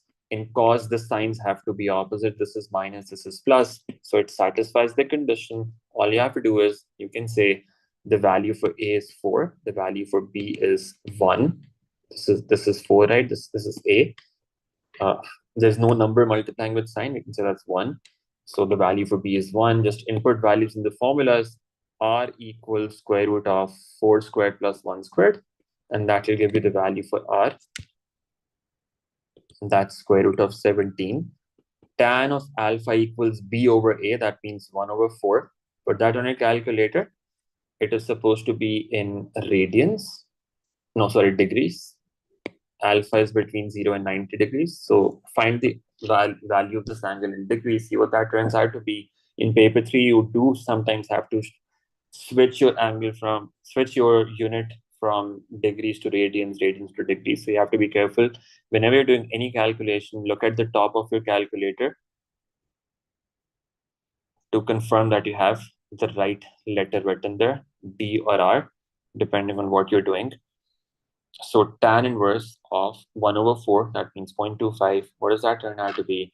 That's 14.036. That rounds off to 0.4 degrees. If you write 0.3 there, you lose a mark. If you write 0.36, you lose a mark. The question is telling you, you have to write your answer to 2 decimal places. That means you have to follow that instruction.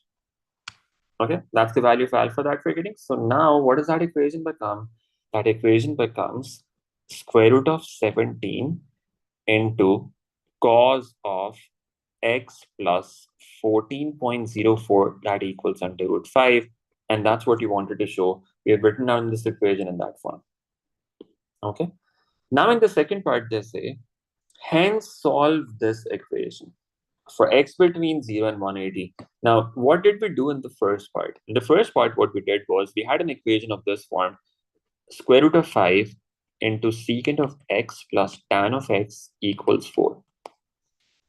Square root of 5 secant x plus tan x equals 4. That was the equation that we had.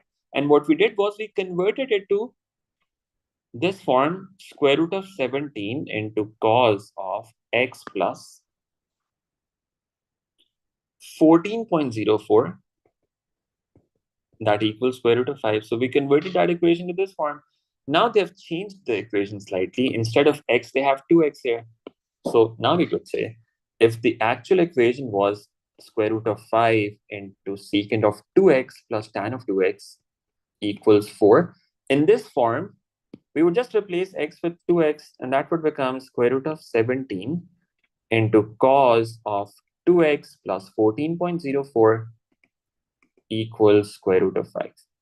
And now you have to solve this equation. You are given that x is between 0 and 180, well, 0 degrees and 180 degrees. Use a substitution. You can say, let A equals 2x plus 14.04. That's the substitution that you can use.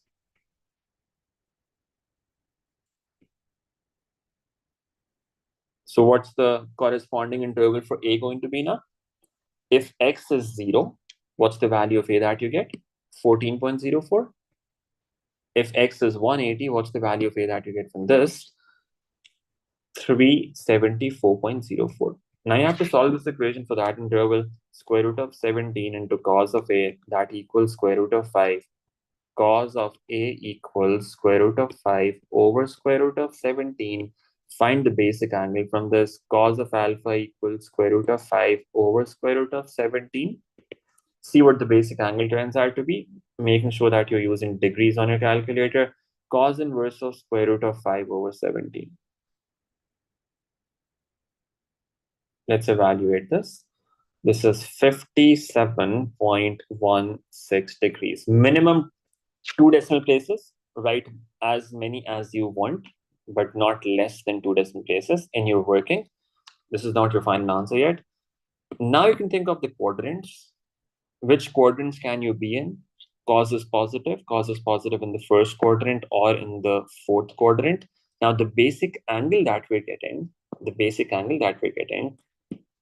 is 57.16. So that could either be here or it could be here. Interval is all positive. So you go in the first quadrant. First of all, this is the first value that you get in the first quadrant. What's the value of A that you get from this? That's 57.16. In the fourth quadrant, the value of A that you get is 360 minus 57.16. And that will give you some value. Put that substitution back. 2x plus 14.04, that equals 57.16. And 2x plus 14.04, that equals whatever this is, 302.84 degrees. And both of them will give you some value for X. You can see what they turn out to be. 57.16 minus 14.04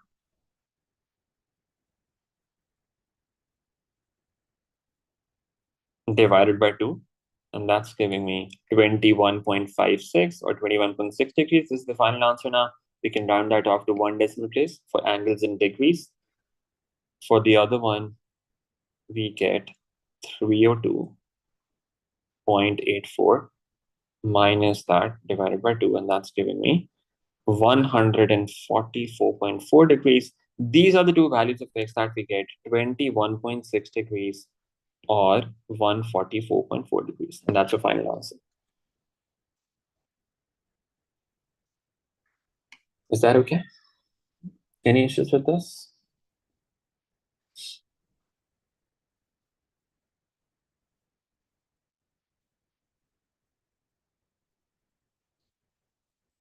No problems? Okay.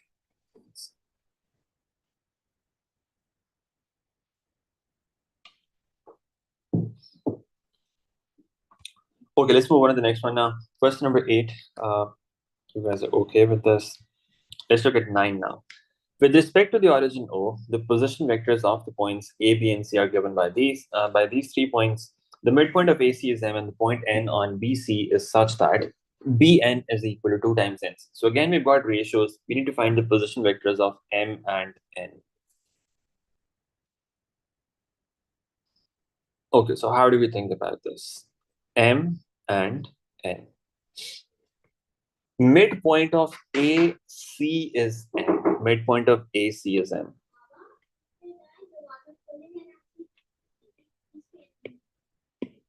How do you think about it? Midpoint of AC is M. You can say that. I'm sorry. I'll be back in a minute. Just give me 30 seconds.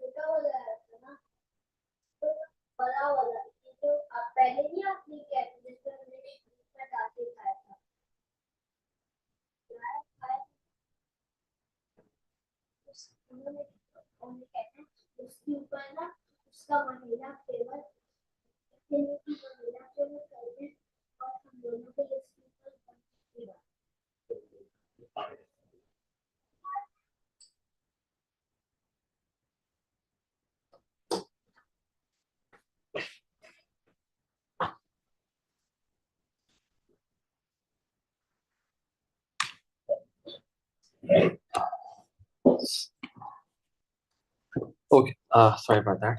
Let's resume.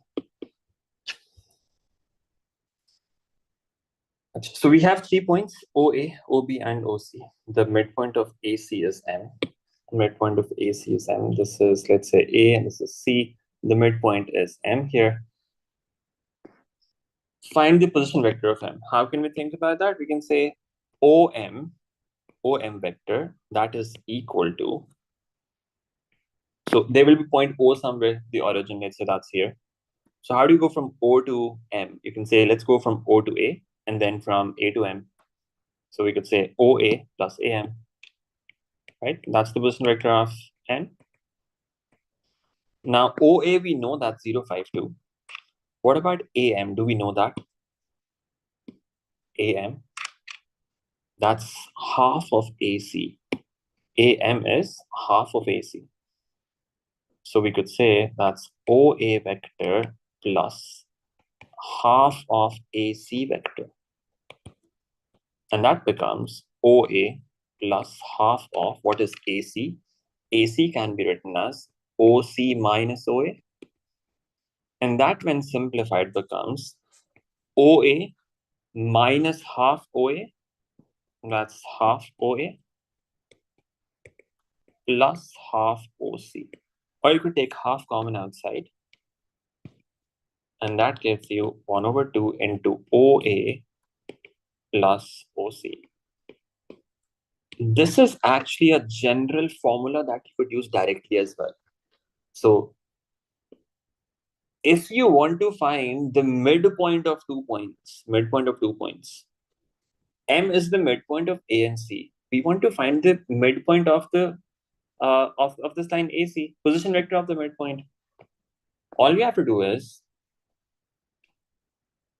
add the position vector of the first point and the position vector of the second point and multiply that by 1/2 or divide by 2, right? Just like in coordinate geometry, we used to do x1 plus x2 over 2, y1 plus y2 over 2. That's the same thing here.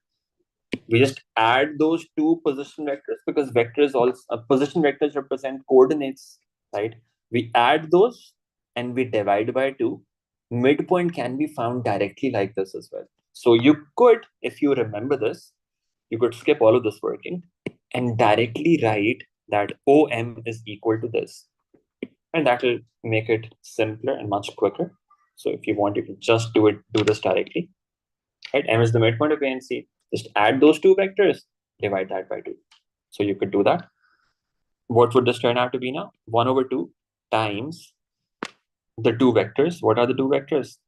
OA and OC. 0, 5, 2 plus, and just add them up and write the answer directly here. Because we'll run out of space.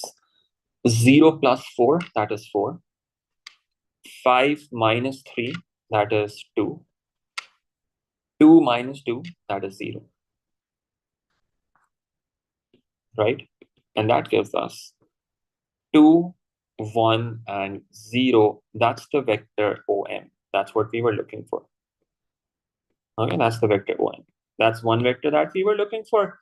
And now the other one, BN is equal to 2 times NC. One way to do that could be using ratios.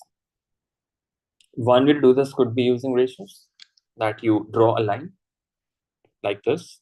This is B and this is C, and you say N is such that BN over NC is equal to 2 over 1. So if BN is 2 parts, NC would be 1 part. You could say this is the point N such that this is 2 parts and this is 1 part and the total is 3 parts. And then do it using ratios. That is one possibility. There's another way of doing this as well. We did the previous example using ratios. But let me show you how you could do this another way as well. You have this equation, right? Bn is equal to 2 times nc. Now we know n lies on the line BC. N lies on the line BC. So if this is B, this is C, n is on this line. That means the vector Bn and the vector nc, they have the same direction. If they have the same direction and their magnitudes have this ratio, their vectors would also have the same ratio. Bn vector would also be equal to 2 times nc vector. And using this, we could avoid thinking about the ratios and then directly find n, the position vector of n like this. We could say Bn can be written as On minus Ob. We can do that, right? Bn is On minus Ob. On the other side, we have Nc. Nc can be written as Oc minus On. Now that simplifies to On minus Ob. That equals 2Oc minus 2On. We are looking for position vector of n, right? So we have to make On the subject. That becomes 3On equal to 2Oc plus Ob.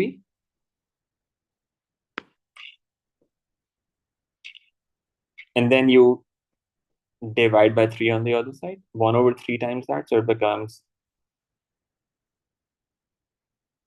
2 over 3 times OC plus 1 over 3 times OB. That's what the vector ON would be. Now we can input values. 2 over 3 times DC. Sorry, OC. What's OC? OC is 4 minus 3 minus 2 plus 1 over 3 times OB, which is 1, 0, 1. Let's simplify this.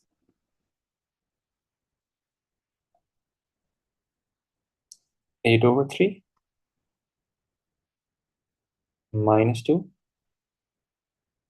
minus 4 over 3 plus 1 over 3, 0, 1 over 3. See what they add up to.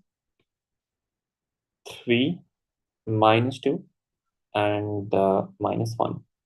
That's the vector ON. Make sense? If you do it this way, it becomes slightly longer, but less thinking. Although it's more algebra now, you have to make sure that you're not doing any careless mistakes this way. But you could do it like this as well. Is that all right? That's the vector ON again. These questions, they require quite some working. And the next parts depend on them some often as well. So you need to make sure that you understand these well. Otherwise, you can lose a lot of these marks, right? The next part is 2 marks, and then the next part is 4 marks. If you were not able to figure out the first part, and the next part, you lose marks in them. Any problems with this? Okay, we have Azan going on here. I have a 1-minute break for that.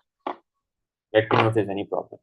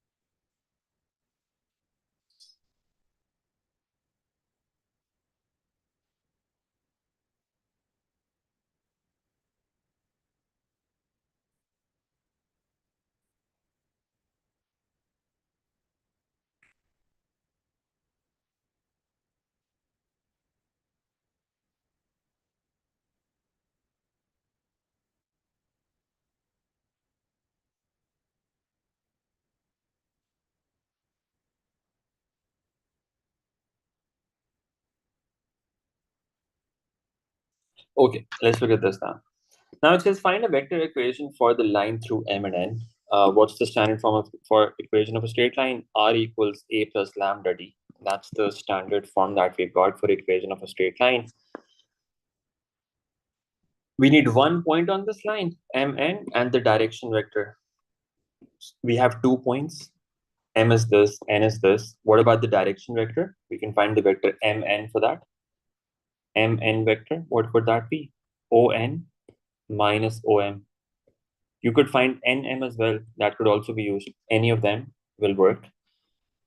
Okay, now what's On minus Om? 3 minus 2, that's 1. Minus 2 minus 1, that's minus 3. And then minus 1 minus 0, that's minus 1. That's the direction vector. We can write down the equation now. Use any of these points as A. I can use this 2, 1, 0. So we have 2, 1, 0 plus lambda into the direction vector, which is 1 minus 3 minus 1. That's one possible equation that you could write for this line. Okay, and that's it. That was part B. Now the next part says, find the position vector of the point Q where the line through M and N intersects the line through A and B. So we have to find the point of intersection of two lines now. We've got one equation that is what we have found in the previous part here. And there's another line passing through A and B. We don't know what the equation of that line is. Let's find that equation. First of all, we have the position vector of the point A. What's that? A is 0, 5, 2. Position vector of the point B, that is 1, 0, 1. What about AB? AB would be OB minus OA. That will be the direction vector of this line. Let's see what that turns out to be. 1 minus 0 is 1, 0 minus 5 is minus 5, and 1 minus 2 is minus 1. Let's see what we get from this. Point of intersection of these two lines. Let's write down the equation of this line as well. First of all, this is AB. We've already used lambda for this equation, so we have to use some other letter here. We can use mu, for instance. R equals 0, 5, 2 plus. Okay, what I'll do is I'll use the other one. That's a simpler point, 1, 0, 1. Let's actually use that. That will make our calculation simpler. 1, 0, 1. I'm using that point. You can use any of them. Both of them work. But this looks like a simpler point, so our calculation will become easier. That's why I'm using that. The direction vector is 1, minus 5, and minus 1 times, let's say, mu here. Okay. And the other line, what was that? Mn. We have already written down the equation for that. That was R equals 2, 1, 0 plus lambda into 1 minus 3 minus 1. 1 minus 3 minus. We have to find the point of intersection of these two lines, equate both of them, and that gives you 1 plus mu minus 5 mu 1 minus mu. That equals 2 plus lambda 1 minus 3 lambda and minus lambda. You get 3 equations from them, 1, 2, and 3. Use any 2 of them. You can use the first 2, for instance. 1 plus lambda equals 2 plus lambda. 1 plus mu equals 2 plus lambda.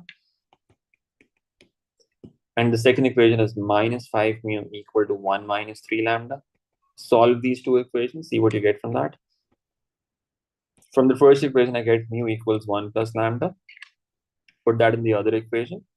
And that becomes minus 5 into 1 plus lambda equals 1 minus 3 lambda. Minus 5 lambda equals 1 minus 3 lambda. A lot of careless errors happen in this working. You have to be a bit careful.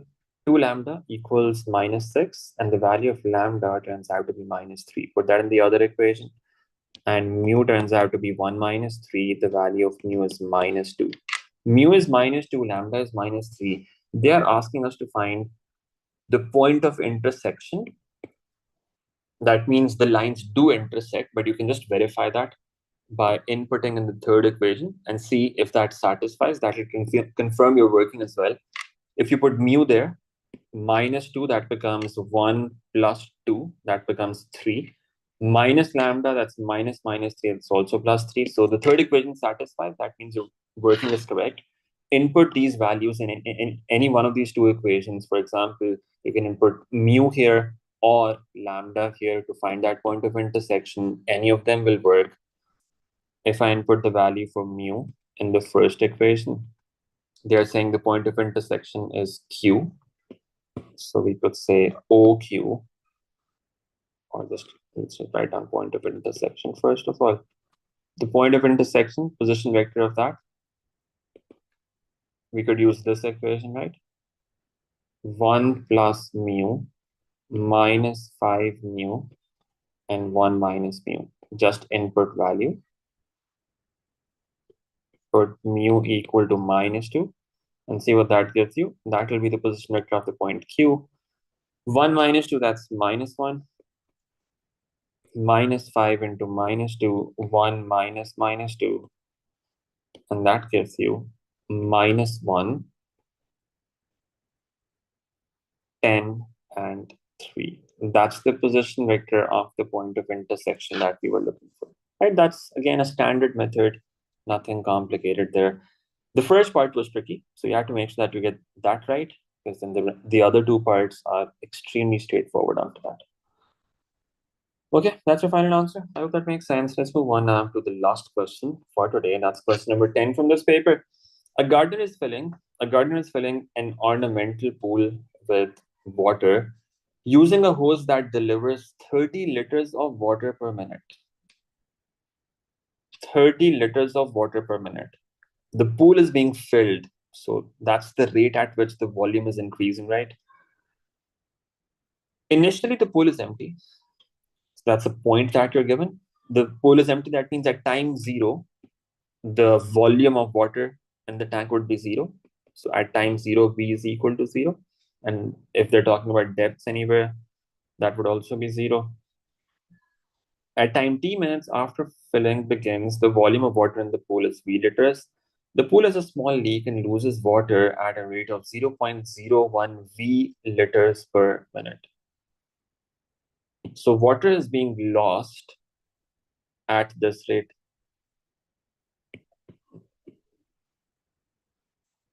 The differential equation satisfied by V and T is of this form. Write down the values of the constants A and B. Now, how do you write that down? What would A and B be? The water is increasing, the volume is increasing at a rate of 30 liters per minute. Rate of change of volume, what would that be? 30. Rate of inflow is 30, right? Rate of increase is 30. That's the rate at which the volume is increasing. Minus the rate of outflow or the rate of decrease, what's that? 0.01 times V. So minus 0.01 times V. Compare with that. What's the value of A that you get? 30. The value of B, that's 0.01. That's what you want to write down in the first part. A is 30 and B is 0.01. We don't put B, we don't write B as minus 0.01 because the minus sign is already there in that form. You're also getting minus here. So you just do this comparison. And in place of B, we've got this number here. And in place of 30, we have, in place of A, we have 30 here. So A equals 30 and B equals 0.01. Okay, that's the first part. Now it says solve this differential equation and find the value of T when V is equal to 1000. What's the differential equation? dV over dt equals 30 minus 0.01 V. Now, how do we separate the variables? Now, when you have plus minus like this, a lot of people get confused how to separate the variables. You are not going to bring this term to the left side like this, such that it becomes 0.01 times V plus dV over dt. That would not help. V has to be multiplying with, so the V term, it has to be multiplying with dV. It should not be adding or subtracting like this. In problems like these, I would recommend you start like this.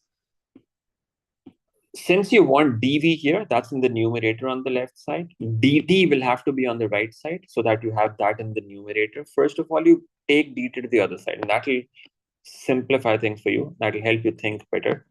dv equals 30 minus 0.01 times v. When dt goes to the other side, it gets multiplied with the whole thing like this. Okay, so you have that whole thing multiplied by dt. And now, if you want to take this thing to the left side, what would happen would be, it will go on the other side and get divided. This whole thing will have to go as it is. So on the other side, you get 1 over 30 minus 0.01 v into dv. When you take this to the other side, what are you left with here? Just 1 dt. Okay?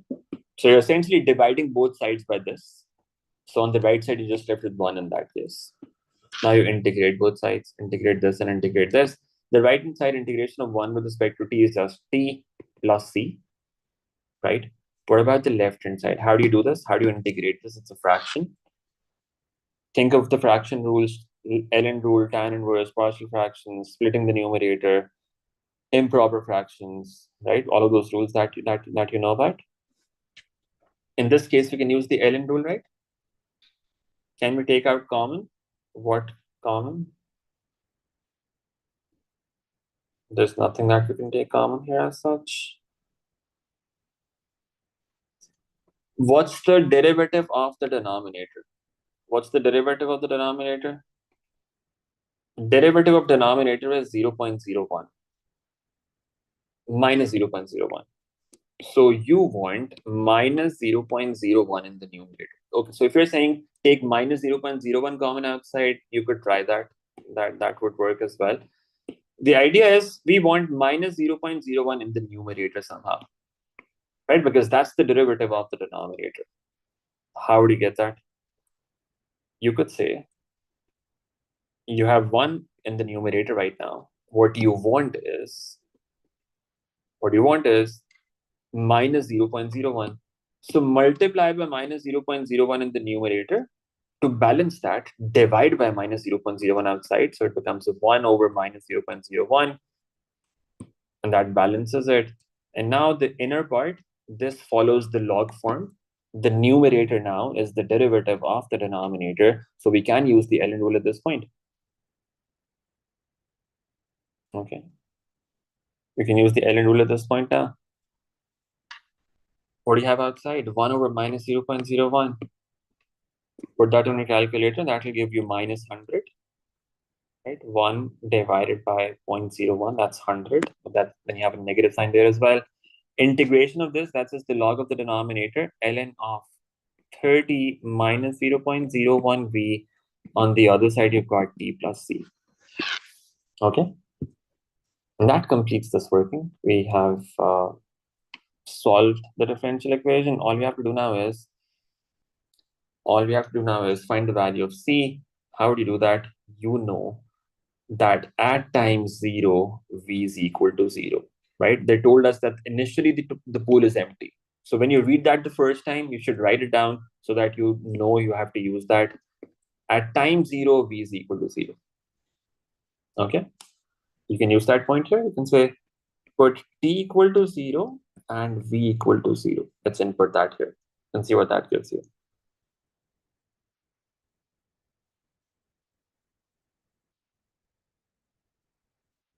Okay.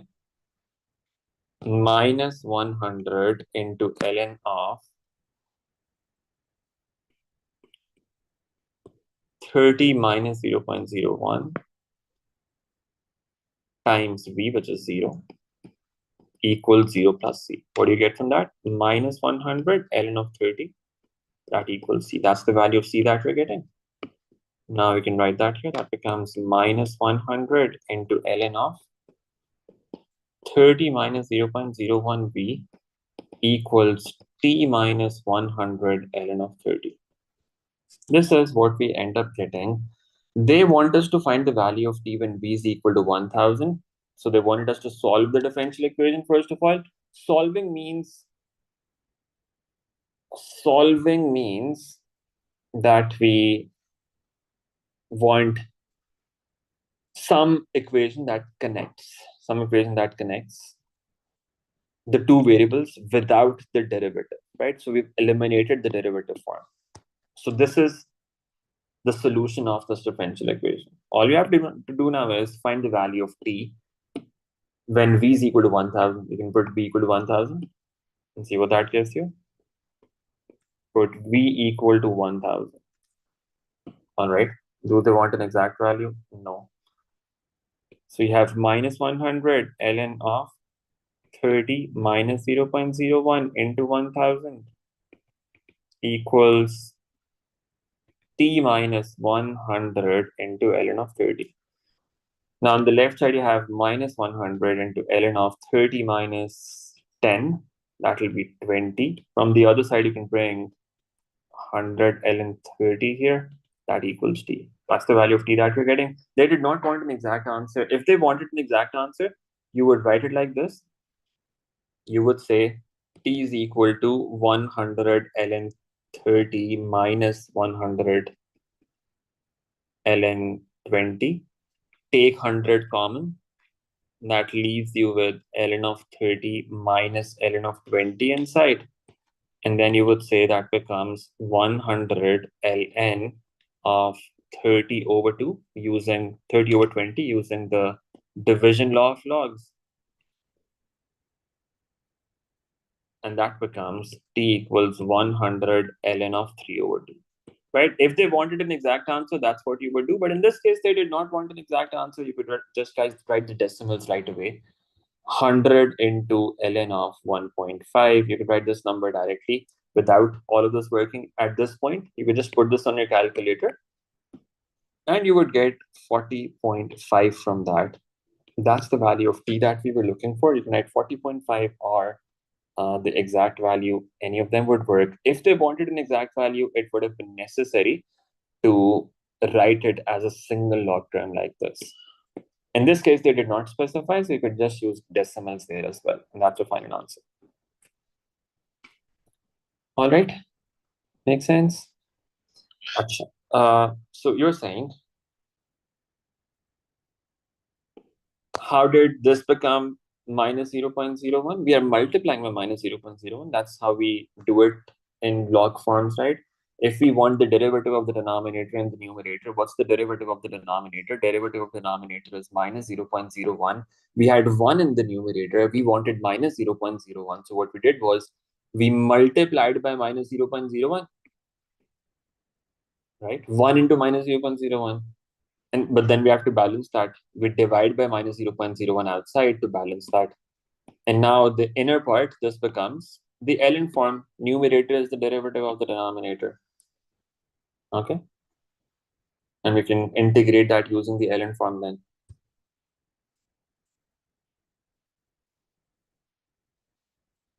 Make sense? Okay. Now it says obtain an expression for v in terms of t and hence state the value of v as t becomes large. V in terms of t. V in terms of t. Okay. So this was the relation that we found after we had found the value for c. This is what we ended up getting from that.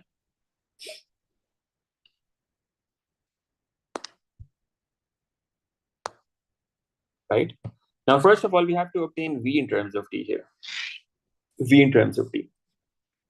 How do you do that? You've got multiple log terms. You should first of all make it a single log term. Make it a single log term first of all. You can bring this term to the left. Bring all log terms to one side, so it becomes 100 ln of 30 minus 100 ln of 30 minus 0.01v equals t. Now take 100 common outside. That leaves you with ln of 30 minus ln of 30 minus 0.01v inside. That equals t. And now we can use the log rule, the division log, that becomes 30 over 30 minus 0.01v equals t. Divide 100 on the other side. ln of 30 over 30 minus 0.01v. You could skip a couple of these steps if you want, if you are confident that you would not be doing any careless errors. You could write this as a power of e already in this step if you wanted. So this is t over 100. The next step would be that we say it becomes 30 over 30 minus 0.01v equals the base of ln is e. E will go to the other side, become the base of t over 100. So it becomes e raised to power t over 100. Right?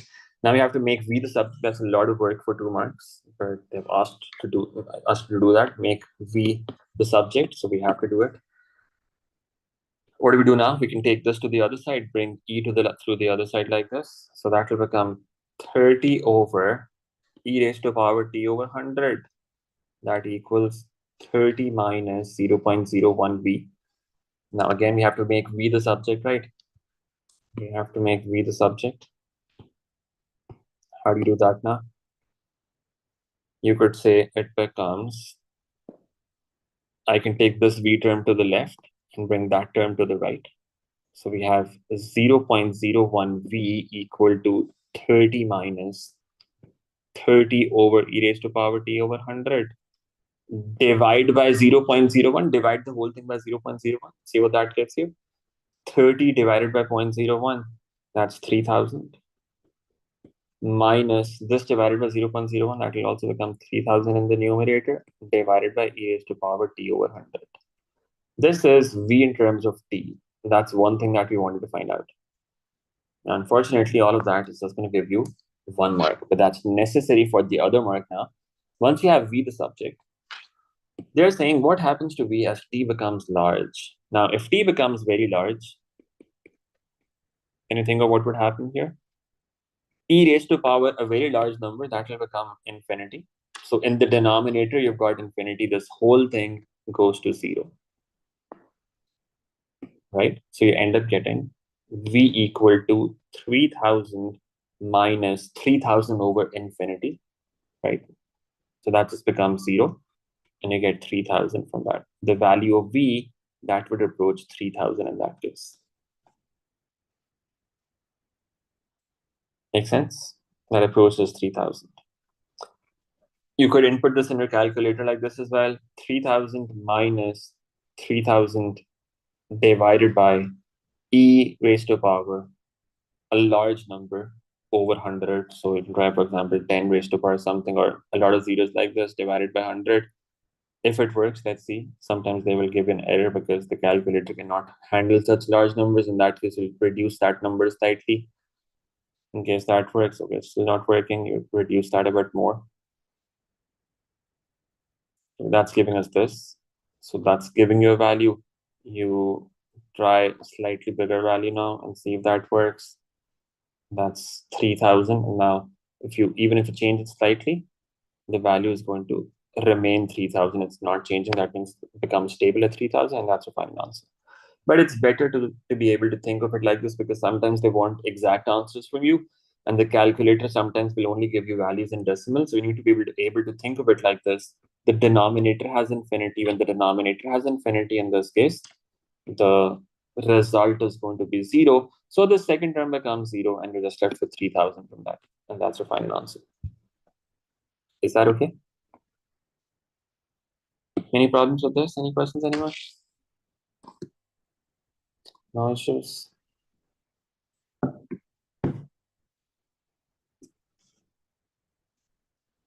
Okay, there's a question that I will quickly answer now.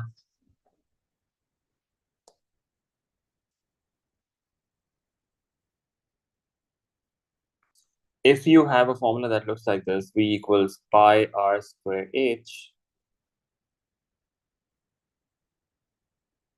and r and h are both variables, r and h can both change.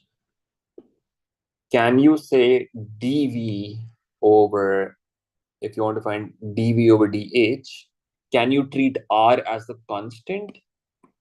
No, you cannot treat r as a constant unless you know that it is a constant. So sometimes they will, in fact, in all problems like this, you will know the value for r, or they will tell you that it's a constant. If they tell you that it's a constant, then you treat it as a constant. If it is a variable, then you cannot find this derivative.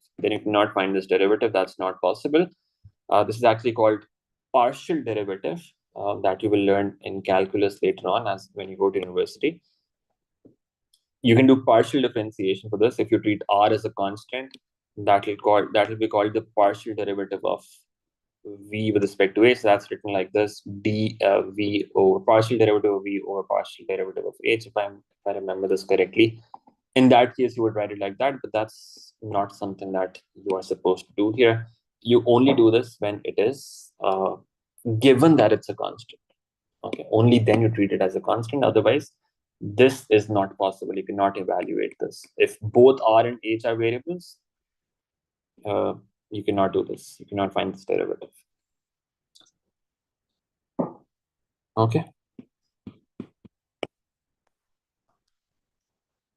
Okay, anything else before we end? That's the last thing that we were doing today. Now, just a reminder, tomorrow we're doing 3 papers, June 2022, all 3 variants. Any questions that you have from those 3 papers, we will be discussing them tomorrow, the difficult questions from those 3 papers. And then on Friday and Saturday, we've got the P3 revision workshop, both days, in which we'll be covering all the concepts that you have in these topics, along with the different types of questions that you get on them.